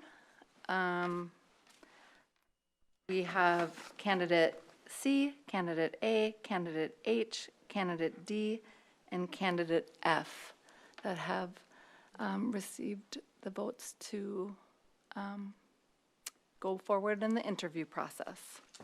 Congratulations and well done. Seriously, nice job. Nobody knows who you're talking about. I'm really happy for you and really appreciate how careful you are with this conversation. So I will go call the 5 individuals that you're inviting to interview, but I do want to pass these around and walk you through them just for a moment. In the meantime, could you turn those 2 sheets back in this way? Because I'm going to take those back and shred those. They have all that private data on them. You have all of it, because my notes on. I have them too. Oh, you have it on a separate paper. Okay, perfect. Yeah, I get you. I was turning in 2 sheets. That's what I need I back. only had the one. Oh, you only had the one. That's right. Sorry, Dustin. That's for later. Okay. Didn't want you to think I was holding up. Be honest. Sneaking it out of the meeting. Integrity. Okay, thank you. Oh, thank you. I think that's all. Okay, Do you want my own notebook? I'll take it back to the office, thanks. Okay, so I've got all of these, right? All the highlighted list and the ABCDs. Okay. One turned in those 2 We need papers. one more copy of these, I think. Of the interview questions? Yeah. I Didn't get this one yet, right? Here, Oh, here's one another more? one. Did you have 2? Do you have it? I thought I had 8 copies, but now I don't have one. That's okay. Here, I have a full one. I think this is different. No, this is different. Oh. We can This is share. just being, Yeah, this yeah. is just being. We can share. handed. Oh, That's yeah, all right. that's I mean, fine. Yeah. Actually, I'm going to want you to fill those out, so everyone keep, somebody had another one. There's another one. It was sitting Okay, up there. great. Yeah, so here you go. Found another one. I think, so are there 7 or are there 8? we got it. All right, this is an extra. I'll turn it. That's an extra one? Good. Then I want that one back. We're good. We'll get there. Okay, thank you. So while I go make some phone calls, I want to tell you a couple of things. So we used your leadership profile to craft some suggested questions. So you'll see on here, there's typically an opening question and a closing question. Under each of your criteria in the profile, we try to come up with no more than 6 possible questions, okay? What I'd like you to do as individuals, this is going to take a little bit of time, which is a nice chance for me to duck out. For example, in the first area, you can each pick 2 questions as individuals. And then when I come back in, I'm just going to do a quick tally. How many liked question 2, question 3, question 4, question 5? But you only get to pick 2. And I know sometimes it's tough. Same thing for all of the rest of the categories. 2 in each of them, and they do run over to the second pages sometimes. There should be about 6 questions in each. And then when you get to the back, there are 3 pages at the end that are not built on your leadership profile. The third to the last page are questions that were submitted to me in advance of that Q&A.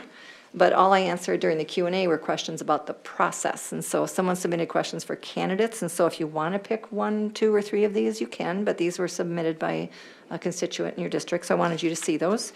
And then the last 2 pages are the ones that get a little bit more complex. The first page is the same questions for everybody because it's built on that leadership profile. The back 2 pages, you may want to ask a different question of anyone who is only interested in the 1-year gig. So that's what that first category is. Then you've got, if it's only a 3-year that I'm interested in, you've got some questions there. And then you have some questions for someone who's like between 1 and 3 years. This is where it gets a little complicated, but we'll schedule the interviews so that you are interviewing like candidates back to back. So you're not hopping around over the 2 days. So we'll make sure that if you do choose 1, 2, 3, 4 of these questions to add to whatever we end up with, we'll make sure that you're talking to the same kind of people in a row. Okay? I just want to make it as easy for you to evaluate their answers as possible. So that makes sense? I Okay. think so. Okay, so I'm going to leave and I will be returning shortly. Don't talk to one another about the questions. I want to hear from you as individuals first. And if you need a break to grab some water, now's a really good time to do that as well.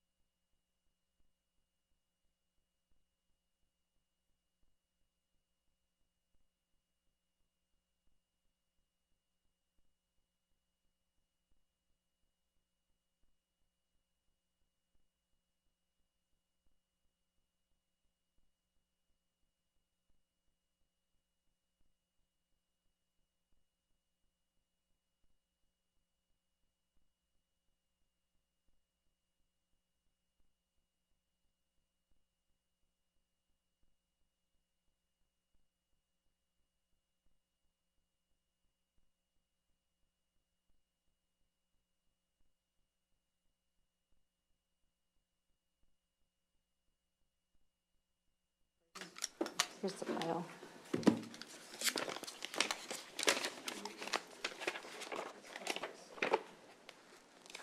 I need this anymore. I'm gonna unplug myself. Yeah, I probably am good. Thank you.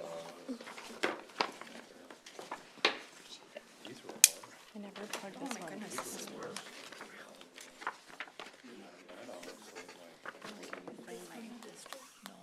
No, I can't connect to the internet. Oh. But I haven't had a minute to come in and kind of troubleshoot, you know?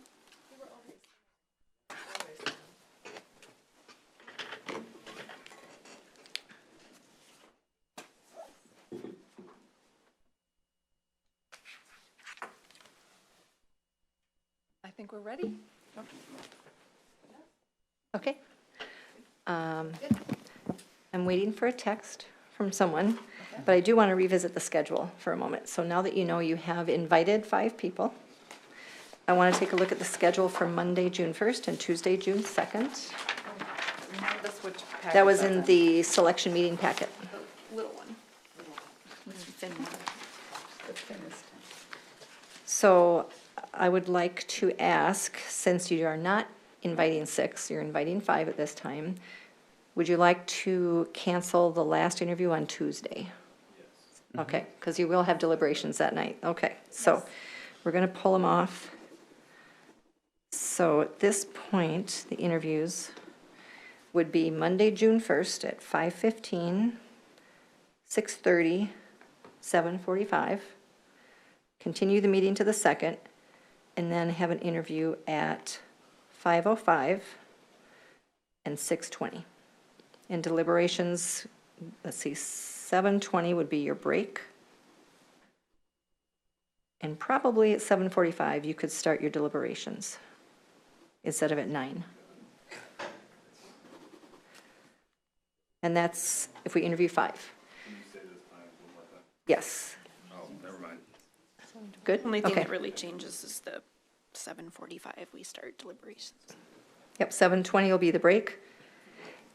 Do you want to have some snacks brought in or anything? Because if you start at 5, at 7:20, do you want some snacks? Or do you want to just take a break and walk around and come back at 7:45? That's something you can talk to Danny about if you want some food or Bring our own something. snacks. Bring our own if we want. Bring your own? I think the board can bring their own. Okay.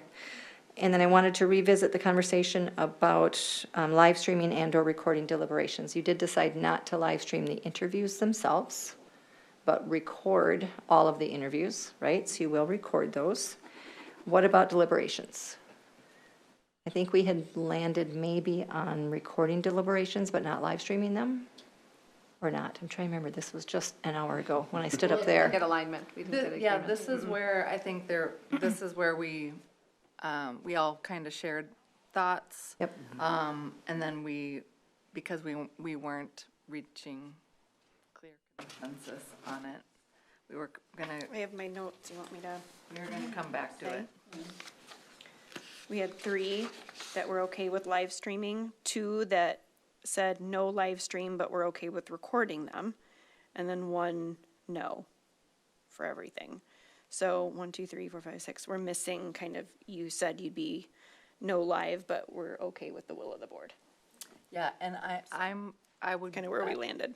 I was at, just being in alignment with Emma, with Barb's, recommendation of not live streaming deliberation, but recording.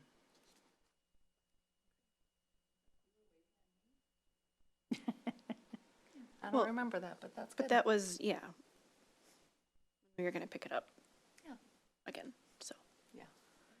So, So 3 live stream, 3 recording. Well, yeah.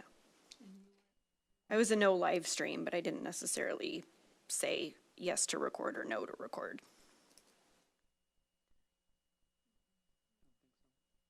if you record them, I would suggest you plan to post them, record and post. If you just record, that's when you create that data point that someone can make a FOIA request for. And I think people are more careful what they share at the table if they know it's going to be posted. So I guess it could say record and post deliberations. But this is up to you. I think, I would say record, not live stream, but my vote hasn't changed. Okay. You want to go through again? We can. We'll go through again just for Just the to make sake of sure. time. Can we start again with you, Director Atkinson? Yeah, no problem. I support live streaming it and recording it and posting it, so. Director Johnson, I'm good with, we can record and post it. record and post. And you're okay with not live stream? If that, I'm good Okay. with, I'm good with either. Okay. Yep. Director Mason? Yeah, I'm good with either also. Okay. Record and post. I'm record and post, and I would go with MSBA's recommendation not to live stream. No live stream, record and post for me. Director France? You stayed the same, I stayed the same. which is record and post. Right. Record and post. Record and post. So. Record and post deliberations. All right. Thank you very much for doing that. All right, so I had an opportunity to visit with the 5 candidates you selected to interview, and I do have an update for you. 4 of the candidates have accepted your invitation to interview. So we'll have 4 interview slots, and we can decide how that shakes out as soon as I let you know who these folks are. So I'm very excited to announce the individuals that you will be interviewing for the position of either superintendent or interim superintendent of Prior Lake Savage Area Schools. Does include, this is the fun part of the meeting, so people are still watching. And these names will also be shared in a press release as soon as we're done with the meeting. I'll get that to your comms team, and it'll get posted as well. So in no particular order, these are not in order of how they were identified by alphabet identifier or anything, but you will be interviewing, and congratulations. Dr. Jeff Flagg, Dr. Jeremy Schmidt, Dr. Nicholas Kramer, and Dr. Jim Wagner. Congratulations to those 4 individuals. They will be in the press release. So in looking back at your schedule, would you like to do 2 and 2, or 3 and 1, or 4 in one day and come back the next day to deliberate? The question? You said you were waiting on a text. That's what I got. Oh, you One did get it. candidate, I did get it. Yep, one candidate declined the interview invitation. Okay. And just a reminder to everybody on the board, you've been so great about private data. All of these names that are not coming in to interview remain private data forever. So if anyone asks you who withdrew or who didn't get an interview, you don't comment on that. Thank you so much. That's the only way that we're able actually to let school board members see all of these names, is because we trust you with that private data, and you've done a really nice job. So thank you. So would you like to go 3 and 1, or 4, or 2 and 2? And then deliberate on the last day and let us sink in. Could do that. That seems like a more expeditious use of our time, as well as seeing them all in the same night and not having to worry about, I'm not on, I am, and not having to worry about jumping them back and forth, or who listened to whose interview, you know, who sat in the room, you know, that sort of thing. That's. What we could do is just go around the table and get board member feedback on how we'd like to, if we want to split it 2 and 2, or if we'd like to do all interviews on one, or if we just want to cross out candidate 5. There's really 3 options, right? If you have a preference, can we? Can I ask a question? Absolutely. Barb, that would put us starting candidate 4 at what time if we were to do all 4? I'm just doing the math. This is great. It would be 9 p.m. start of an interview. And if we're doing a 1-hour interview, Yeah. you know, it would be interviews ending at about 10 o'clock or around that. And then it would allow us to interview all at once, and then the next day do deliberations. I'm not worried about myself and my fellow board members. We've all been here to 10 o'clock. I just want to be considerate of our candidates. That is what I think about. And really defer that question to you, is that what have you seen? Is that best practice to, if there are only 4 candidates, to go to one day to do that? Understand that it is our choice, but would like your opinion on That's a great question. I think if there's 4 candidates, a lot of boards will do them all in one day if you're starting sooner than 5 o'clock. Sometimes starting at 5 o'clock with the last candidate being at 9 to 10. People tend to be a little exhausted by 9 o'clock, whether it's the candidates or you. So sometimes boards will say that's too late. Can we start an hour or two earlier? Or sometimes they've done interviews on a Saturday and that you start obviously at noon or 1 o'clock or whatever in that case. I would not do 3 in 1 because that does put the person who's alone on the second day sort of very alone. The only reason that you might consider that in this case is you've got 2 categories of candidates to consider, and this will be more clear when we talk about the interview questions. You could interview 3 people who are interested in a 1, a 2, or a 3 year on the first day. And then your other person is the only person interviewed in a 3-year contract period. You could do them on another day to separate, although I do think all the folks who are interested in a 1 to 3 year could be asked the questions as if it's a 3-year commitment. So then in that case, you've got 4 people who are similar. Does that make sense? Yep. Yeah. Generally speaking, though, if you had 4 people, I wouldn't do 3 in 1 because then you have the lone wolf on the last day. And if it's raining outside and it was sunny the day before, or you had a headache the first day and not the second day, sometimes that creates that kind of uneven field. But 2 and 2 is fine, but it does mean you'll deliberate starting a little bit later if you did 2 and 2. 6:20, 7:20 break. You start deliberating at 7:45 if you did 2 and 2. I like the idea of having to digest what we heard and have the time for the next day, instead of trying to see 2 new people and deliberate on the last 2 the night before. It just seems more common sense to be able to ingest that and think about it a little bit more, and also not be, after you digest it, not be swayed by who came first or who came last. But I would. Clarifying question. I think it's obvious, but just to clarify, all 4 will be in person. There's no virtual option, correct? Yes, thank you for asking. Yes. Are we as a board able to start earlier on Monday, I anyone? was just gonna ask that. Given the times, the proposed times, Barb, I can, I would say we should discuss as a board options to starting earlier. I'm just looking at my I Me should too. look at mine, calendar. too. That's what I'm doing. yeah, I'm fine. I have flexibility to do that. I could. I mean, I'm just gonna say, I just think, I kind of like doing all 4 and starting earlier, because I feel like, I don't know, it takes away where if you come back the next day, you know we're gonna get the flood of emails, you know what I mean? And it just, I don't know, I think doing it on one day creates a more equitable situation for all candidates, in my opinion. I don't really like the 2 and 2, because I think that also, like, you know, not, yes, like you said, someone could come in and watch the interview if they really wanted to. Not they would, but they could, right? So for me, it sort of has to, I think it has to be all on, I would prefer them all on the same day and starting a little earlier. That's just my preference. Are we thinking like a 4 instead of 5? Is that kind of what you're thinking? Even an hour bump? I could do 4. I Yeah. couldn't do 3. I can do 4, yeah. There is a candidate who's volunteered to interview and finish at 10 or 10:15 at night. Told you they're watching. So I'm happy to interview it, be done at 10 or 10:15 if you couldn't move earlier. So just so you know. Is there any board members that 4 o'clock does not work? Or, I'm sorry, oh yeah, 4 o'clock. Is there any board members that 4 o'clock does not work on the 1st? Or will be rough, but. You know me. I know you are. Or a 4:30, like, would that help?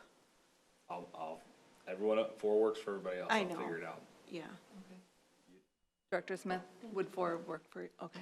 I'll figure it out. Yeah, I was just drawing I out the suspense. feel like but I yeah. heard from, so Director Johnson might have a little acrobats to do, but he's good at 100%. that. And so I think that what I'm hearing from the board is that starting at 4 o'clock and doing all 4 interviews in one evening, saving the second night for deliberations.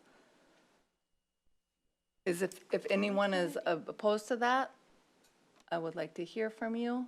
Otherwise, that's the direction we'll move. We push night 2 to start at 6. Would anybody- I wouldn't be opposed to I'm that. not opposed to that. That's a good compromise. I think that's really great. That'd be great. Yeah. Okay, so 4 PM on June 1st. And we will be doing all 4 interviews on June 1st. And then we will have a 6 PM start on June 2nd for deliberation. Okay? Does that work for you, Barb? Yeah. Yes. And do you think that works, doing the deliberations on the second day? Yes. Okay. The only caution I would give you is when the interviews are concluded, you will get a lot of feedback potentially on Tuesday, June 2nd. Sometimes even more, because at this point, it's not quite real. I mean, you got 4 people, they're all good people. It's like, what are we going to do? When they've seen the interviews and people know you're making a decision the next night, it ramps up. And so you'll potentially feel some pressure on Tuesday prior to 6 o'clock PM. Okay, as long as you're prepared for that. Do we potentially try to see if we could come to consensus at 9 PM for deliberations, or no? Oh, on night 1? On night On one, night 1? where we are? I mean, you know, I'm not opposed. Barb has shared, maybe it was in our phone call today, but that sometimes deliberations go very quickly. Yeah. And sometimes they go longer. Right. So, I am not opposed to seeing, seeing where the board lies. I don't know what that looks like, Barb. Can you share what that would look like? I know that you have stated that sometimes deliberations are, halted for a night. Sure. But maybe if you could speak to us to that. The cutoff. So I have, at this point, on Monday, June 1st, interviews starting at 4 o'clock, 5:15, 6:30, and 7:45. At 8:45, you'd take a break. You want me to repeat those? Well, clarification, we're here at 4 o'clock. Oh, Interviews start at 4:15, or do we You're need right. that 15 minutes on? Yep. Okay, I missed that. thank you. 4:15, 5:30, 6:45, 8 o'clock, and 9 o'clock, you're done. Thank you so much for catching that. Okay. 9 o'clock, you're done. We could have the EMD form back to you by probably 9:30, 9:15, 9:30, if you want to sit around and wait until we can get you that hard copy, and you could see if you feel like making a decision that night. Or you could just recess at 9, call a continuation till the next day at 6 o'clock, and just go home at 9. And then I would probably email the EMD form to your individual email addresses for you to look at before the next day. So going for My preference would be giving us a shot to look at that. But I'm absolutely open to whatever works best for everyone else. The comment has been made, it's not shocking to our systems to stay late to meetings. All of us have experience in that. So I am open to that. If any board member isn't, though, if they'd prefer going to the next night, that's very understandable as well. I prefer going to the next night. Also, if there are deliberations, I don't want to split them up. I'd rather have them consolidated. And someone who leads teams late at night, we always change shifts at that time, because our thing is no good decisions are made if you've been working all day and it's after 10 o'clock. That's what we do in incident response. Or is there something where it's like, say, all things equal, you give us the EMD at, say it's 9:15. Do we give ourselves a cutoff of 10:30? And then we're coming back and with the potential to come back the next day at 6. Yeah, I do too. In case deliberations go quicker. Yeah. Yeah. I think the And then, EMD but we stick to like a cutoff, and I just threw out 10:30 arbitrarily, but just, we give ourselves the cutoff, because I agree, we're all putting in a day's work, and 4 interviews, it's gonna be a lot. But if by some, if it works out that deliberations go a little bit quicker, then we can be done in one day. I don't wanna rush it either. No one would be against that for sure, that possibility. And, Barb has shared with us, like, we just don't know until we know. And Right. so And we may finish the fourth interview and decide, you know what, let's be done. that's I mean, we can possible, always too. change our mind collectively. I like that flexibility. I So, like that too. We can always say, you know what, we're I have an early toast. morning meeting on Tuesday, and I don't want to stay late. I'll be just direct. I really Not don't even want if there's a 10:30 cutoff? well, the thing is that's putting a lot to try and force a decision too, so people can get out of here. And I just, and I also want to give, when we come back and make a decision, people are going to be here. They're going to want to email us, whether or not we're replying to them or not. I mean, it's just, I think it's fair, and I think it's fair to us to be able to absorb it. If we're, there were other decisions where everyone was on the same page, but we still made the decision to sit and just think about it. Because it's a big decision. We're making a decision for somebody's job, for our district, et cetera. This isn't something you want to rush anyways. And, I mean, heck, I work all night anyways, most of the time, but at the same time, I do think it's also fair to the candidates. I mean, they'd be sticking around too. Barb, after you listen to is there anything that you want to add? Is having like a fresh set of ears, hearing the different feedback? Because I can completely understand Director France's points of view. I also think it's very valid to, like you said, that sometimes deliberations do go quickly. I do agree, this is nothing to rush. This is an extremely important decision. I think that each and every one of us agree on that. So given all that feedback, is there something that you could offer us to help us? Not really. This is a difficult decision. I'm not on this board. Yeah. I'm gonna exit stage left when we're done and not work with you a whole lot after this point, I hope, not having to do another search, but this just comes down to it could be, if you want to get as formal as a vote, you could go with the majority decides how you're going to do this, how you're going to adopt the schedule, or you could just try to get it to consensus where you all feel the same way and accommodate your preferences, but I don't have an easy answer or a recommendation. I've seen boards very successfully find the right person in 30 minutes. Say something nice about each of them, look at the EMD form, and there's a clear winner that people prefer by far. That doesn't take very long. I've also seen it take days. So it's very hard to predict what you might end up with next week. I'm sorry, I don't have a clear one for you. Well, given that, Why don't I offer a compromise? please do. What if, because I do think I'm sitting here listening to more, 4 candidate interviews is really heavy. That's a lot for one day, and I'm all for it, but it's a lot. And it's, after everybody, candidates included, have worked, during the day and things like that. What if we go through the 4 candidate interviews, we leave here with the EMD, so it doesn't have to be emailed, or maybe it will anyway, I don't know. But we leave here with that, so we stick around for the few minutes or whatever it takes to do the EMD. So we can have that when we leave here. We can sleep on that as well, and then come back fresh at 6.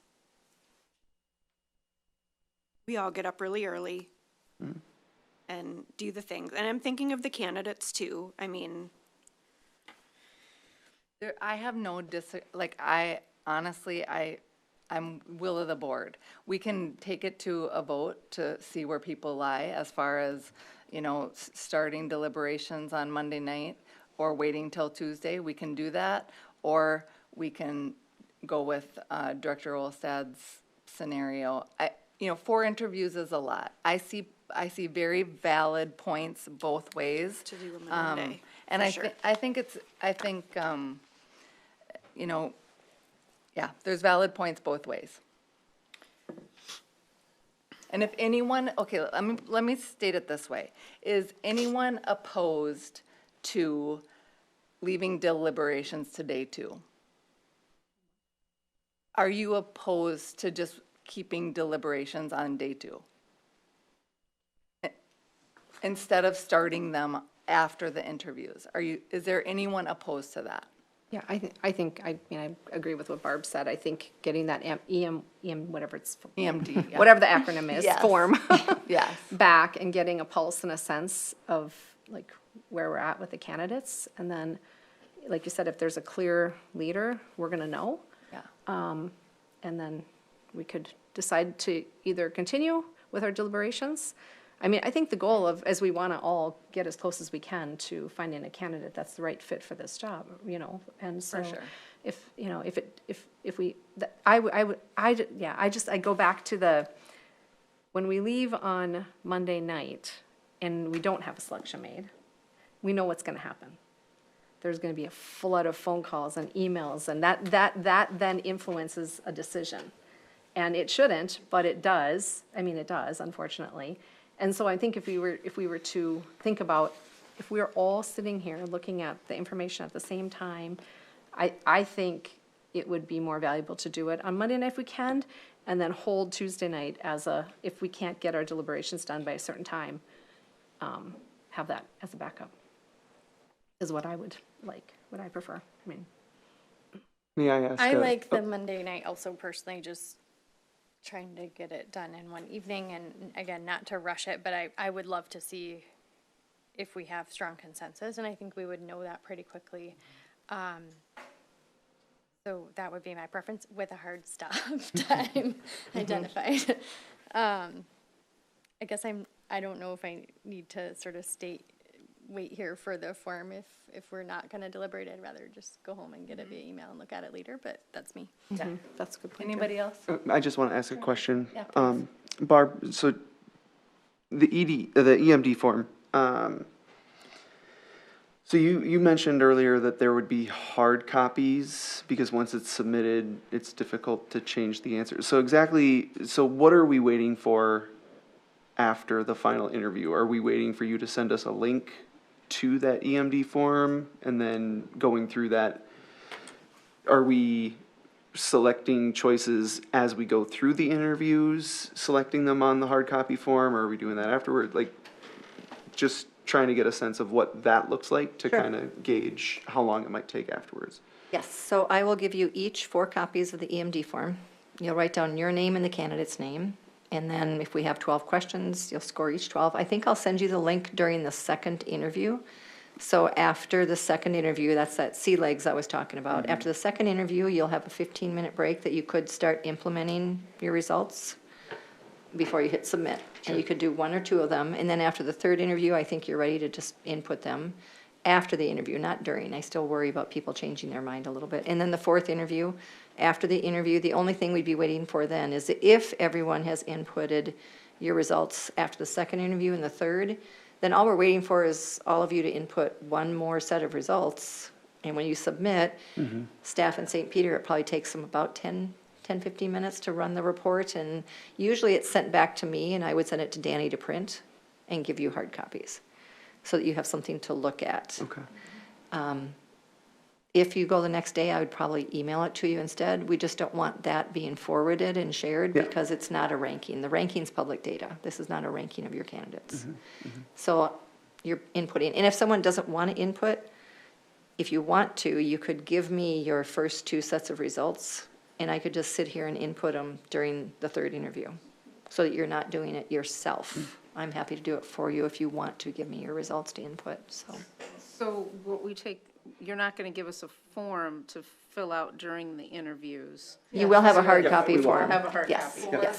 For the first interview, we wouldn't get it like in the middle, okay. No, you're gonna get the hard copies Hard right copy away at right 4 away, good. o'clock. You'll Okay, have 4 of thank them you. at 4 I just o'clock. want to make sure Yep. that was the case, Yep. okay.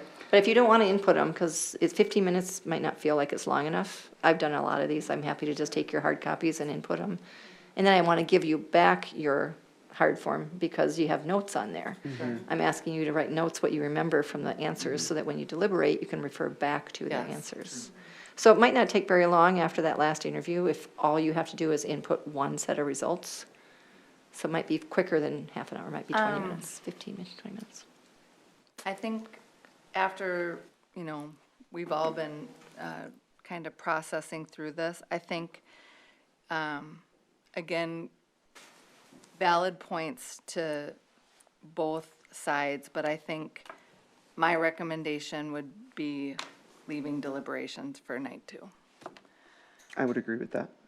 It's just a lot. And yes, a valid point with things coming in, Barb shared that, Director Atkinson, you mentioned that too, the input coming in, but having the notes that we've taken, the results of the EMD, and having a day, I know myself personally, as a singular board member, I will need that day to think about, processing time is different for all of us. Some people are fast processors, some people are slower, like to, process a little bit slower. And I'm probably on a slower trajectory. I'd like a little bit more time to look at my notes and think about the EMD results. So that's where I stand. If anyone,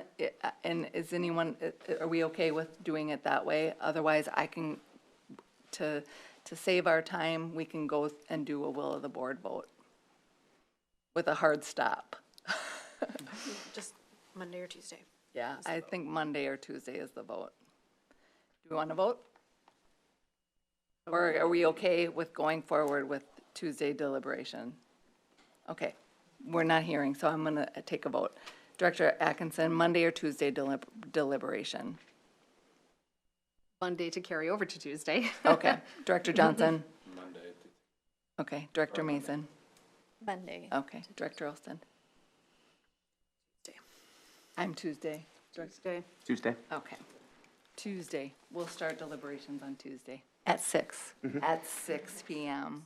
So on Monday, June 1st, you call to order at 4, you interview candidate 1 at 4:15, then 5:30, 6:45, 8 o'clock, and at 9 o'clock, you go home, and I email you the results of the EMD form half an hour later. Yeah, sounds And great. then you'll return here at 6 o'clock to call to order on Tuesday, June 2nd for deliberations. Is that right? All right. Thank you. All right, let's go on to interview questions. We did want to, one thing I'm going to mention about the time of the interview. So the first interview is at 4:15. If we're able to get some tours scheduled for the candidates, just so you're aware, with the later times at 5:30, 6:45, and 8, if their tours are only 2 or 3 hours, maybe 3 hours before their interview, they'll get a slightly different tour and that they won't have kids in the building. And we're going to be asking administrators to stay late to potentially give tours at 4 or 5 o'clock in the evening. So are you okay with that? Who's doing the tours? I'm going to work with Danny on that, but it's usually an administrator shows off their buildings, and you usually take them through the high school, maybe the middle school, and one elementary or something like that, maybe the district service center. Could some of them show up on Friday or no? This Friday? Yeah, just out of curiosity. Probably too short a a lot on notice. administration, but. I think that's probably too short a notice for folks, especially some of them the distance they're coming from. But I'll be working with Danny on the tour schedules. So just so you're aware, the tours will be a little bit different because there may or may not be kids in the building for the later tours. But we'll have to find out people who can give tours. They just want to walk around the buildings, talk, ask questions, programming. It's not meant to be any sort of evaluation of them. Tour guides are just tour guides, ambassadors, talking about how great the opportunity is. Danny will probably work with administration here to also recommend tour spots and things like that. Okay, They so. get training as well, like, do you, I mean, no, like, we're getting interview training, right, which is incredibly helpful, but like for a tour guide, because like you said, it's not really part of the interview process. They ask questions and things like that, but like, do they have to be careful about how they answer those questions? I'm glad you asked that, because you would think it's not necessary if they're serving trust as everybody, don't ambassadors. get me And we wrong. trust everybody also, but I will have probably a tour guide who can accompany them to all of the buildings, and then the administrator in that building to show off their building. So there's 2 people. Okay. Because we did have a search, I won't even tell you how long ago it was, where there was one person taking them through all the buildings. It was a pretty small district. And they took that opportunity to vent. Let's just say. And it was unfortunate. The candidate the board selected said, I don't think so. And it was based on the feedback they got during the tour. Because it was just so good to talk to somebody and get some things off their chest. So we do have a one-pager that says, keep in mind, and it's common sense, you know, smile, ambassador, answer questions, ask questions of the candidate, just, but there's two people, I think they'll keep each other accountable to that. We'll see. Stay positive. Okay, great, thanks for that thoughtful conversation as well. So interview questions, I'm just gonna do a quick tally. It won't take very long, and then I'm gonna go back. Some of the things that you liked about some of the questions might not be the question itself, but like 3 or 4 words that are in the question. So we can wordsmith these and combine them. And anybody who's now watching this, it's gonna get really boring. So that's why I read the names out loud already, because all we're gonna do is talk about numbers. But then someone says, you know, I really like the last 3 questions in the other one. Can we add those? And I can combine questions. We're just gonna try not to verbalize the questions for people who are still watching, and they would get a leg up on which questions you pick. So, okay? First of all, is question 1 okay with everybody? Is there anyone that objects to that question? Okay. All right, so in the next section, 2 to 7, you get to pick top 2. Please raise your hand if you had question 2 in your top 2. 1, 2, 3. Question 3? 1. Question 4? 1, 2. Question 5? 1, 2, 3, 4, 5, 6. Question 6. 1. Question 7. 1. Okay. We'll go on to the next section. We're going to come back and see which ones were clear winners, which majorities. So questions 8 through 13. How many had 8 in your top 2? 1. Question 9. 1, 2, 3, 4. Okay. 10. 1, 11, 1, 2, 12, 1, 2, 3, 4, 13, 1, 2. All right, next group, pages, question 14 to 19. How many had 14 in your top 2? 1, 2, 3, 4, 15, 1, 16, 1, 17, 1, 1, 2, 3, 4, 5, 6. 18, 1, 19, 1. Next section, 20 to 25. Who had 20 in your top 2? 1, 2, 21, 1, 2, 22, 1, 2, 3, 23, 1, 2, 24, 1, 25, 1, 2, 3, 4. All right. Questions 26 to 31. Who had 26? 1, 2, 27, 1, 28, none. 29, 1, 2, 3, 4, 5, 6. 30, 1, 31, 1, 2, 3, 4. Next section, 32 to 37. 32.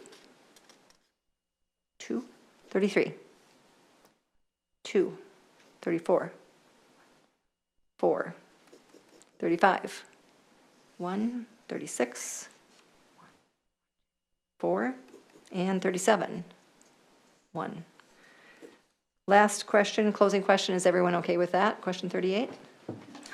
Okay. Then the next page, whether or not you wanted to include these or some version of them. Anyone want question 39? 1, 40? None? 41. 1, 2, 3. Okay. And if you look at the next page, questions 1 through 6, I'm going to eliminate since we're not interviewing someone in this category. 1 through 6, we're not even going to look at. Questions 7 through 12 could be applicable to all 4 of these people. So we could just go through 7 through 12, and we could also go through 13 to 18, but it would not apply to one person. Does that make sense? Barb, I think there was confusion about how many we're supposed to pick on this one. So I'm sorry if you could clarify. Yeah, I didn't assign that because I didn't know how many you'd want to ask. I'm sorry. Do you want a number? Should we just pick a number and let you have 3 minutes? Might need a couple minutes Do to you look want at it. 2? You want two numbers on there? That's fine. For each, or? Two total, or? Or two total. 2 out of 7 through 12, or do you even want to consider 13 to 18? Because they would not apply to one person that is interviewing with you next week. So similar, I mean. I don't think we Very need the similar. 1 year. I would just say it's 7 through 12. Okay, all right, thanks for asking that. So if you go through 7 through 12, why don't you each pick 2 questions that you like the most? I'm sorry I didn't clarify that. That's okay.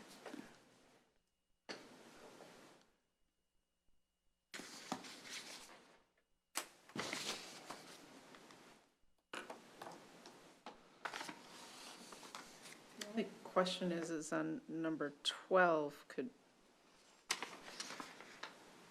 that's very specific. Do we want to change the language on that a little bit?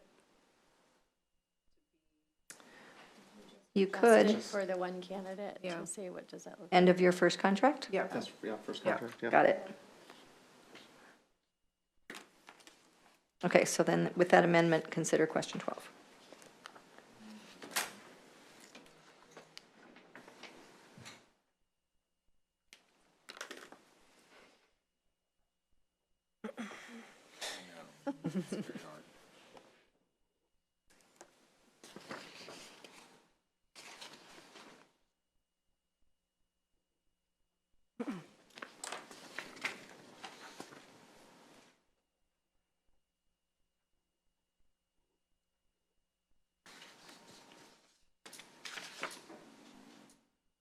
You do a pencil down or hand you out? Heads down. It's down. Everybody got their, okay. I'm too busy counting questions to pay attention, thank you.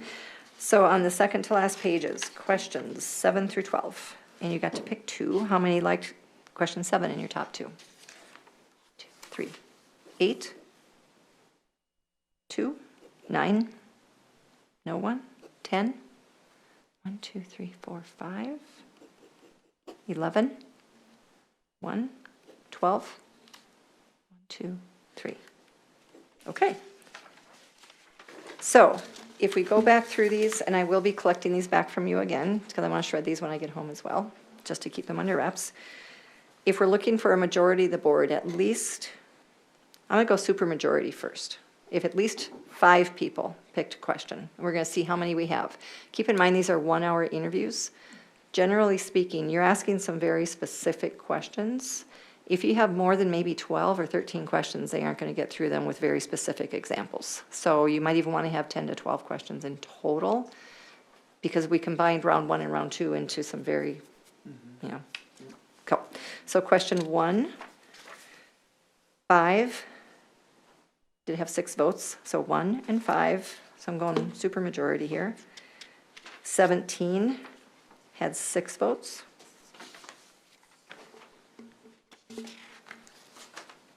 29 had 6 votes.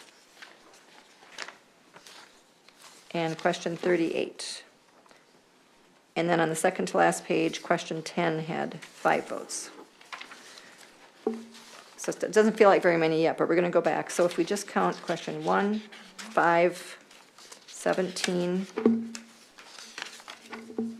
29, 38, and 10, 6. So you have wiggle room. So those 6, most likely, I'd suggest you ask. And we can talk about wordsmithing them if you need to. So then the next tier of questions, these are the ones you should consider adding. I'm looking for 4. 9 and 12. 14. 25. 31. 34. And 36.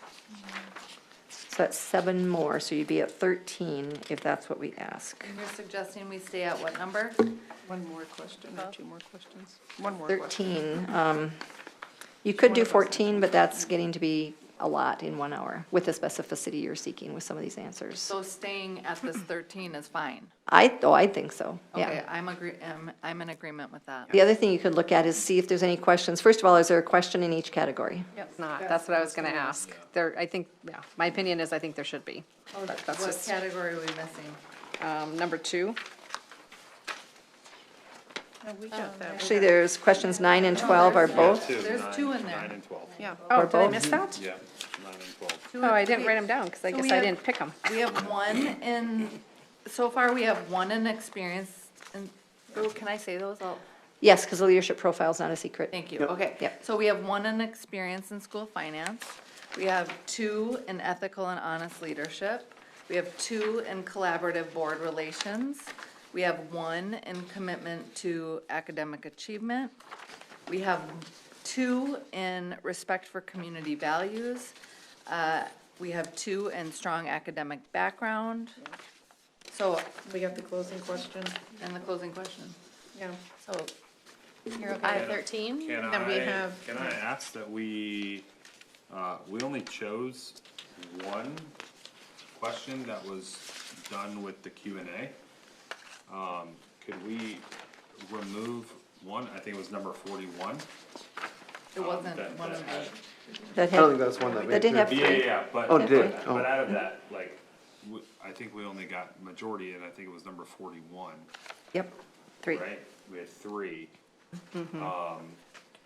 adding that? Can we, well, stick at 13, remove 1 and add number 41? I mean, we only got 3 questions from the Q and A. I think it would be, Or are we okay to just add the 41? I might suggest looking at if there's some questions that are too similar, that you could toss. So in looking at these, for example, 9 and 12, are those different enough to ask both of those, 9 and 12? Do you feel they're different enough to elicit a different answer? A little bit. I think they are.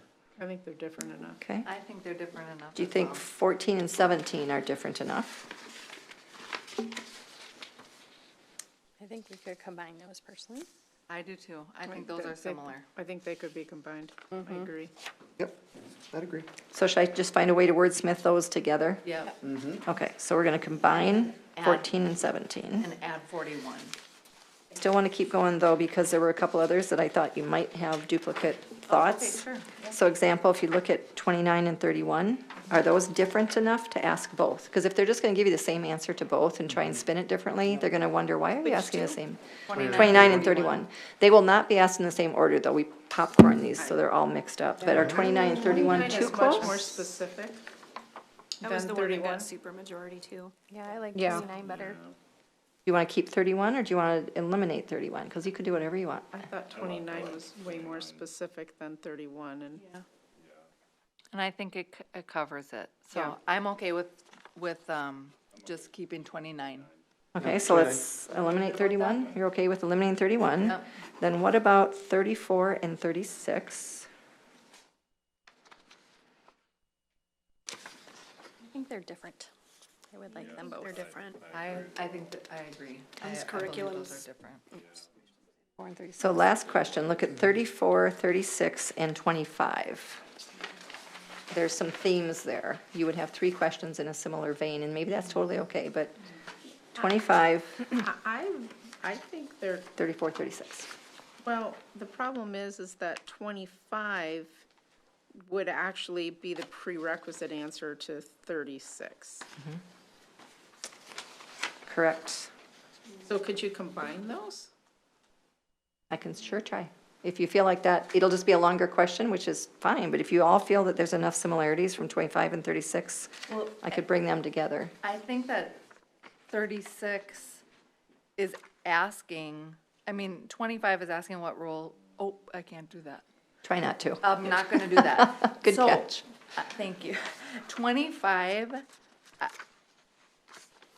I think it's just assumed that 36 is stating 25, right? Well, I think if, No. if, if they don't give you the answer that conveys, let me rephrase that. So if we asked 25 and they give us that answer, great. But if we asked, what was the other option, 34? 36? I think what we would be looking for is, in their answer, do they speak to question 25? And if they do, then that's great, right? Because that's what we were looking for. So I think you're right, Director France, that it is kind of the prerequisite answer, but we're just kind of looking for whether or not they speak to that in answer 36, or in their answer. But if they don't speak to it, we don't ask for it. We don't ask for additional information. Right. Right. Or we could, and this is just a suggestion, and I'm not giving anything away, we could skip 25, but in 36, the opening could be as superintendent, comma, how? Yeah. I mean, that, My only concern is then we have nothing under one of our most, in my opinion, important categories that aligns to our strat plan. So do we need to go back and pick another question? that's the similarities between that bullet point and this bullet point. I agree, I so, would appreciate if you just combined them, because I think we're asking the same question, but Okay. we're asking them to answer it in two parts in depth. okay, Yeah, I two-part would agree. question, I think 25 and it's- 36 altogether? Yeah, Is that okay? Yep, Okay. I think they play well together. yeah, I agree. 6. Okay. So now I'm going to go back and count these again to make sure that we're not missing something. And then we probably do have room for 41. Yeah. Okay, so could someone keep track of how many? I'll do my fingers, but I might mess up. We're talking question 1, 5, 9, 12, 14 and 17 together, 25 and 36 together, 29, 34, 38, 41, 10, 11. 11? Okay, how do you feel about that? I feel great about that. Sounds good. 11's good. 11 questions. Okay, great. Does anyone have any wordsmithing you need to do that you wanted a word or two inserted in any of the questions we just picked? Are you okay with them, the 11 questions that we've got? Okay, please turn those back this way. I'm going to take those back and shred them as well, other than my copy. Thank you. Thank you. That's relatively painless, but it can take a while when there's a lot to be thought through like this. Do you want to keep this stuff? Do we can everything back? I only wanted the questions back. Okay. So we can keep these. Yeah, the questions and those 2 lists with the ABCs on them. Yeah, Yep. okay, terrific. If you're going to shred them, take that, because the whole schedule's changed. Okay. All right, sounds good. That is all that I had for you this evening, unless you have additional questions for me. We got a lot done.